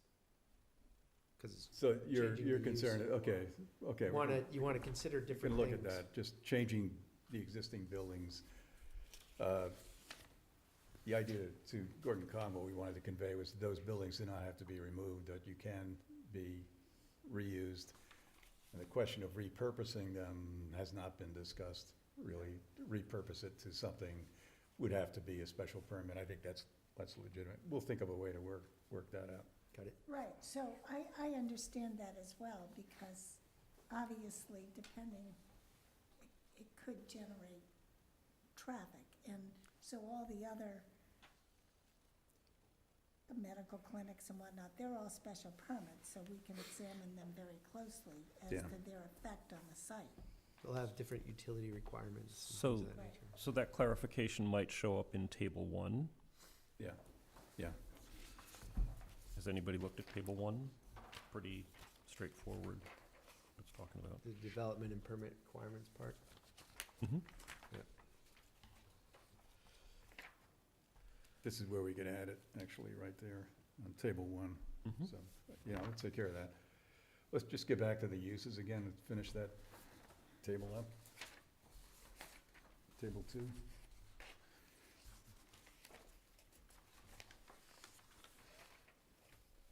So with that clarification on commercial, just going to civic recreation.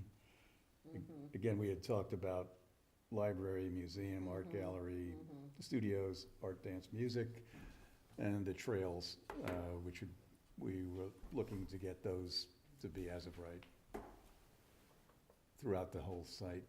So that's why all those districts are covered. This is one that came up, light industrial, research and development, again, research offices. This medical, analytical, financial, so it's not really industrial, heavy industrial or manufacturing at all, but this would, again, would be in the category of kind of research and development, but not a lot of development. Again, this is all special permit, but it's indicated in there as a possibility because this could happen on the middle campus or the upper campus. And Bill, your point was you wouldn't even want that to happen in the existing buildings in terms of intensity of use on the upper campus. Is that correct? On the middle or we upper, or what do we? The upper campus, in other words, if you look at, Well, if we took 166, I mean, we turned this into office space, heaven forbid, there's so much surplus. But if we took it in as 160, that's 400 workers. yeah, so the question is your position that you'd like to remove this line item in Table 2? Because even if we limit it to the existing buildings, it's too much. Yeah, if I look at table, You're talking about the light industrial? Yes. section? Yeah, over here on this, right here. I'm reading the Yeah, the descriptions on table 1. Yep. Um, Compare Table 1 and Table 2. Yeah.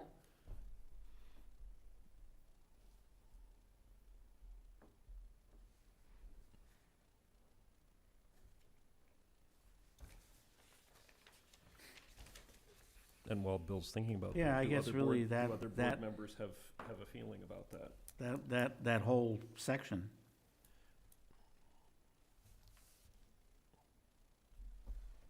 I think we're gonna get, if, if you look at if you look at well, going back, but commercial development anywhere on campus will trigger will trigger the same metrics for traffic, whether it's on the upper or the middle.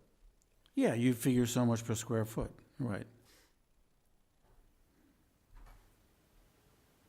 It's just a question of quantity, Yeah. right? The commercial on the top is already 160, now you're gonna allow 300.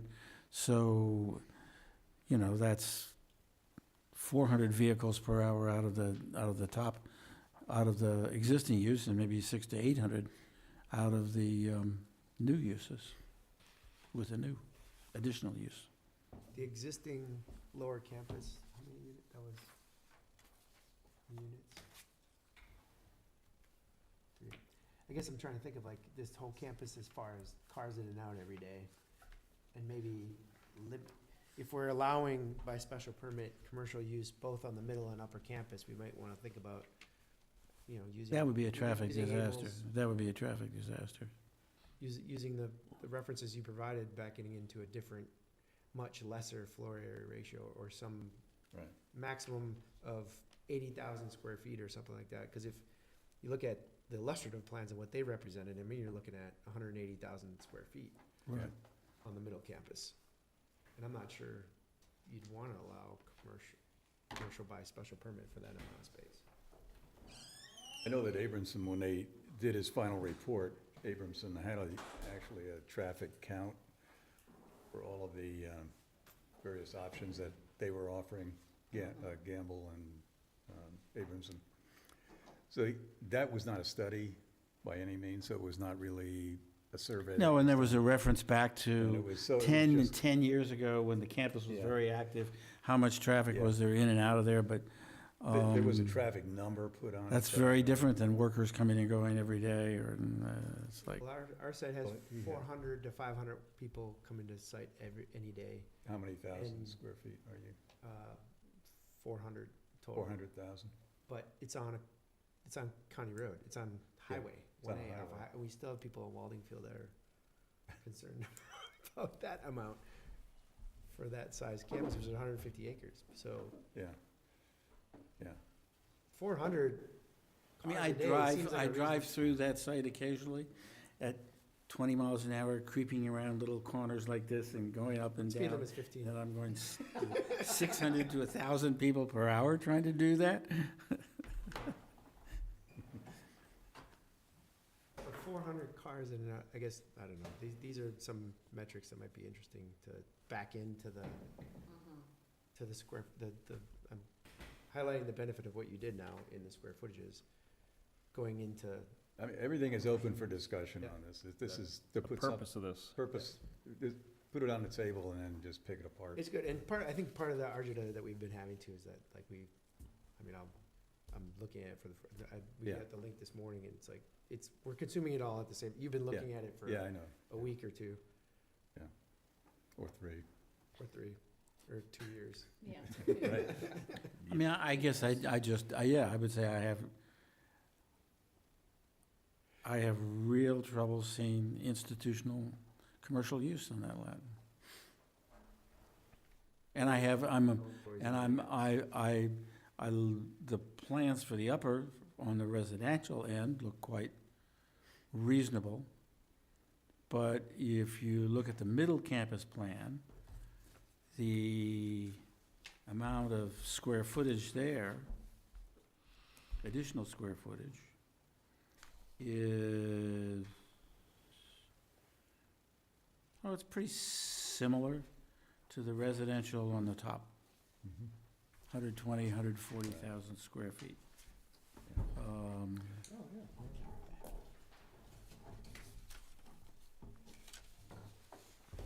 Well, the other thing. No, but The other thing that's gonna happen here is that, whoever buys that property first will develop it, and that kind of settles, at least for the foreseeable future. Gordon Conwell apparently is gonna stay there indefinitely, I guess, at this point, occupy the site.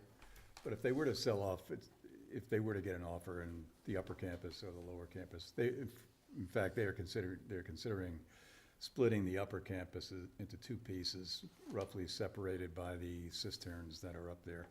So they have two areas on the top in that 19 acres that could be separated. I don't see a problem with that, but the idea, I think, is that they would like to probably occupy part of that summit, sell off the other piece. So they're thinking in terms of what is to be sold. Nobody's gonna buy part of the upper.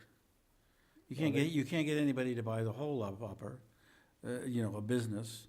So nobody's gonna wanna buy part of the upper. Nobody's gonna wanna develop a residential development in the middle of a theological seminary building. That's just. Another interesting question that comes out of those comments is, what do we feel the minimum lot size is? In other words, we're trying to avoid piecemeal development. What's a minimal lot size? Right. And that's another number that we need to fill in the blanks on. Yeah, that's, because it'll come down eventually to lots, because I think they'll sell off large pieces, but that's just my guess. And then it'll be divided into lots by a developer, again, depending on the purpose of them, so. You can't assume that, because a single-family developer isn't gonna wanna develop the middle campus There's no. with apartment buildings surrounding them. Cluster housing. That's not what Sell a Toll Brothers, it's not what anybody No. wants out of They a don't want the residential piece. development. And similarly, if you're not gonna get people to develop any single-family developments in the middle campus, they might be willing to develop the upper campus with apartments. I mean, the upper campus if there were apartments on the lower part. Right. But, I'm wondering, Bill, if you could take this and just mark it up by hand and get it back to us. I just don't want any commercial development anywhere. And I want to have probably a reduced number of residential in the middle campus. That's it. That would be good to give us homework assignments, though, Emil, that, you've explained the material, done a good job explaining it, and now we can. I think there's a about it. lot of information here to chew on, and Yeah. I would encourage everybody to look at it. Yeah. And Yeah, if you have everything questions, is- come in with the yeah. I know questions, and it's- if you have ideas, First time you're seeing it, so it's pretty tough, although Yeah. this has been around a long time. this Right. track. Right, yeah, Yep. we did this a couple of That, years that's ago. the thing. I mean, you have to start somewhere. Yeah. You have to put the material on paper Yep. so we can evaluate it. Yeah. You can't just evaluate things in a vacuum, and that's why there's all this information here. Yeah. But I think at our next meeting, we have to be prepared to go forward. And, and I hesitate to even broach this, but there has to be consensus to go forward. So if anybody, there are now 6 of us, it's unfortunate, I won't take a vote without all 7 of us, but we need a majority of planning board members to move forward. So if we have people saying, no, we don't want to do this, well, Mr. Walters needs to know that ASAP, as does the select board. I don't think anyone said we don't want to do it. I think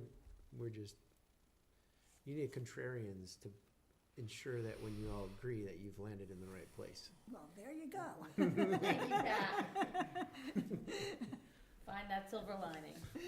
Well, it's 9:10, and so there were other items on our agenda, but I think that there's probably little to no appetite to pick up revisions to the estate overlay district, No. solar or renewable energy bylaw, although I think that's a great idea, and Was there, potential. just to me, I had one question about that, was the idea, this would be a local bylaw to encourage energy efficiency? Would it be a carrot or a stick? Are we gonna, It's something that appeared on our agenda, and I think you should direct that question to okay, Mark, Mr. what Connors. did you have in mind? A carrot or a stick? It's just, the high school's looking at doing some solar, and we don't have sometimes have a solar sort of bylaw. We don't have one, so this would be site plan review. Is this to say you have to put solar on any roof you build, or is this to say we're going to give you a tax abatement for 3 years if you do it, or is this carrot or stick? What are we looking at? It could be a mix of both. I mean, Okay. just having something that's specific to solar in the bylaw, that might be something to discuss. I think, to be honest with you, if we're gonna kind of move forward on Gordon Conway, that's probably be to suck up all our time till December, so, we should probably revisit this in December, but it's just something to have on your radar. And Mark, was that your input also on the retaining wall? Was that come from somewhere else? That was from Bridge Street, just the idea that some towns require a special permit for these big, tall retaining walls that we're seeing as the lots kind of dry up in town and the lots get harder to develop. You're going to see, I think, more of these retaining walls, things like that, so. That's a good point. Many towns have a height of a structure becomes a structure. Now, there's a height of a retaining wall. If it's more than 4 feet or 6 feet, it's a structure, and then it's subject to all of the regulations of That's the a really good structures. idea. It's very simple. After the fact, but actually, there's still 4 lots to be developed. Yeah. Right. And That could be done pretty those lots simply, are actually. part of Other a properties, common yeah. plan of development or sales, so Yeah, don't let them slide that should, that's right. through anybody's radar. I mean, they need to pay attention to that stormwater management bylaw. So for our next meeting, I think, we have a lot of homework to do. I mean, there's lots to be done. There really is a lot of work to do. We need to look at 133 Essex, and I just have to urge you to read all these materials, including the Browns Hill Overlay District, very carefully, because your input is so important to the success of this. And we are sort of proceeded from where we had been, but I am sensing that there's a real shift to a new way of looking at this site with less appetite for significant commercial development. So Yeah. if you want to limit traffic related to, say, a medical office building or any kind of use that would generate increased traffic that may be beyond what the town would I mean, like to we- see. yeah. How would you effectuate that within these tables and within the bylaw? So it's, nobody's going to be right or wrong here. We have to hit that sweet spot where the bylaw can be passed.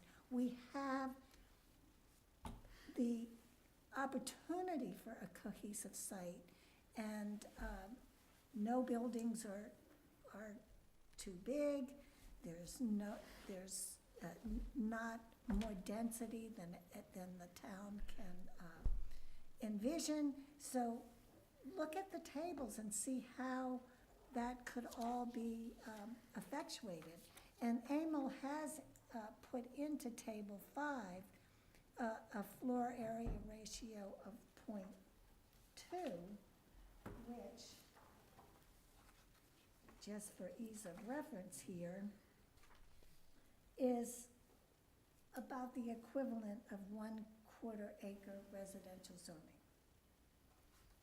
Actually, Downtown. couldn't we develop the upper campus within the current senior housing bylaw?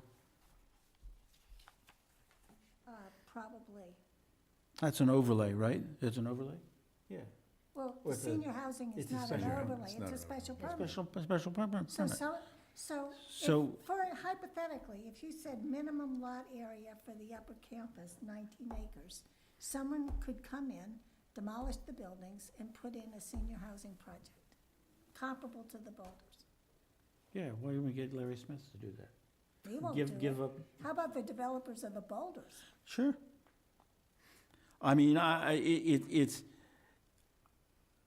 and then I think maybe you go to the town and you say, look, they want to sell off the apartment buildings, so what we're doing is we're creating a zone down there that allows, some modest expansion of apartments to be consistent with those that are already there, as opposed to developing some Well, please, everybody, do your homework, because so far, Emil and I have taken the laboring work, but that won't get us a final product, and whatever our final product is, it has to,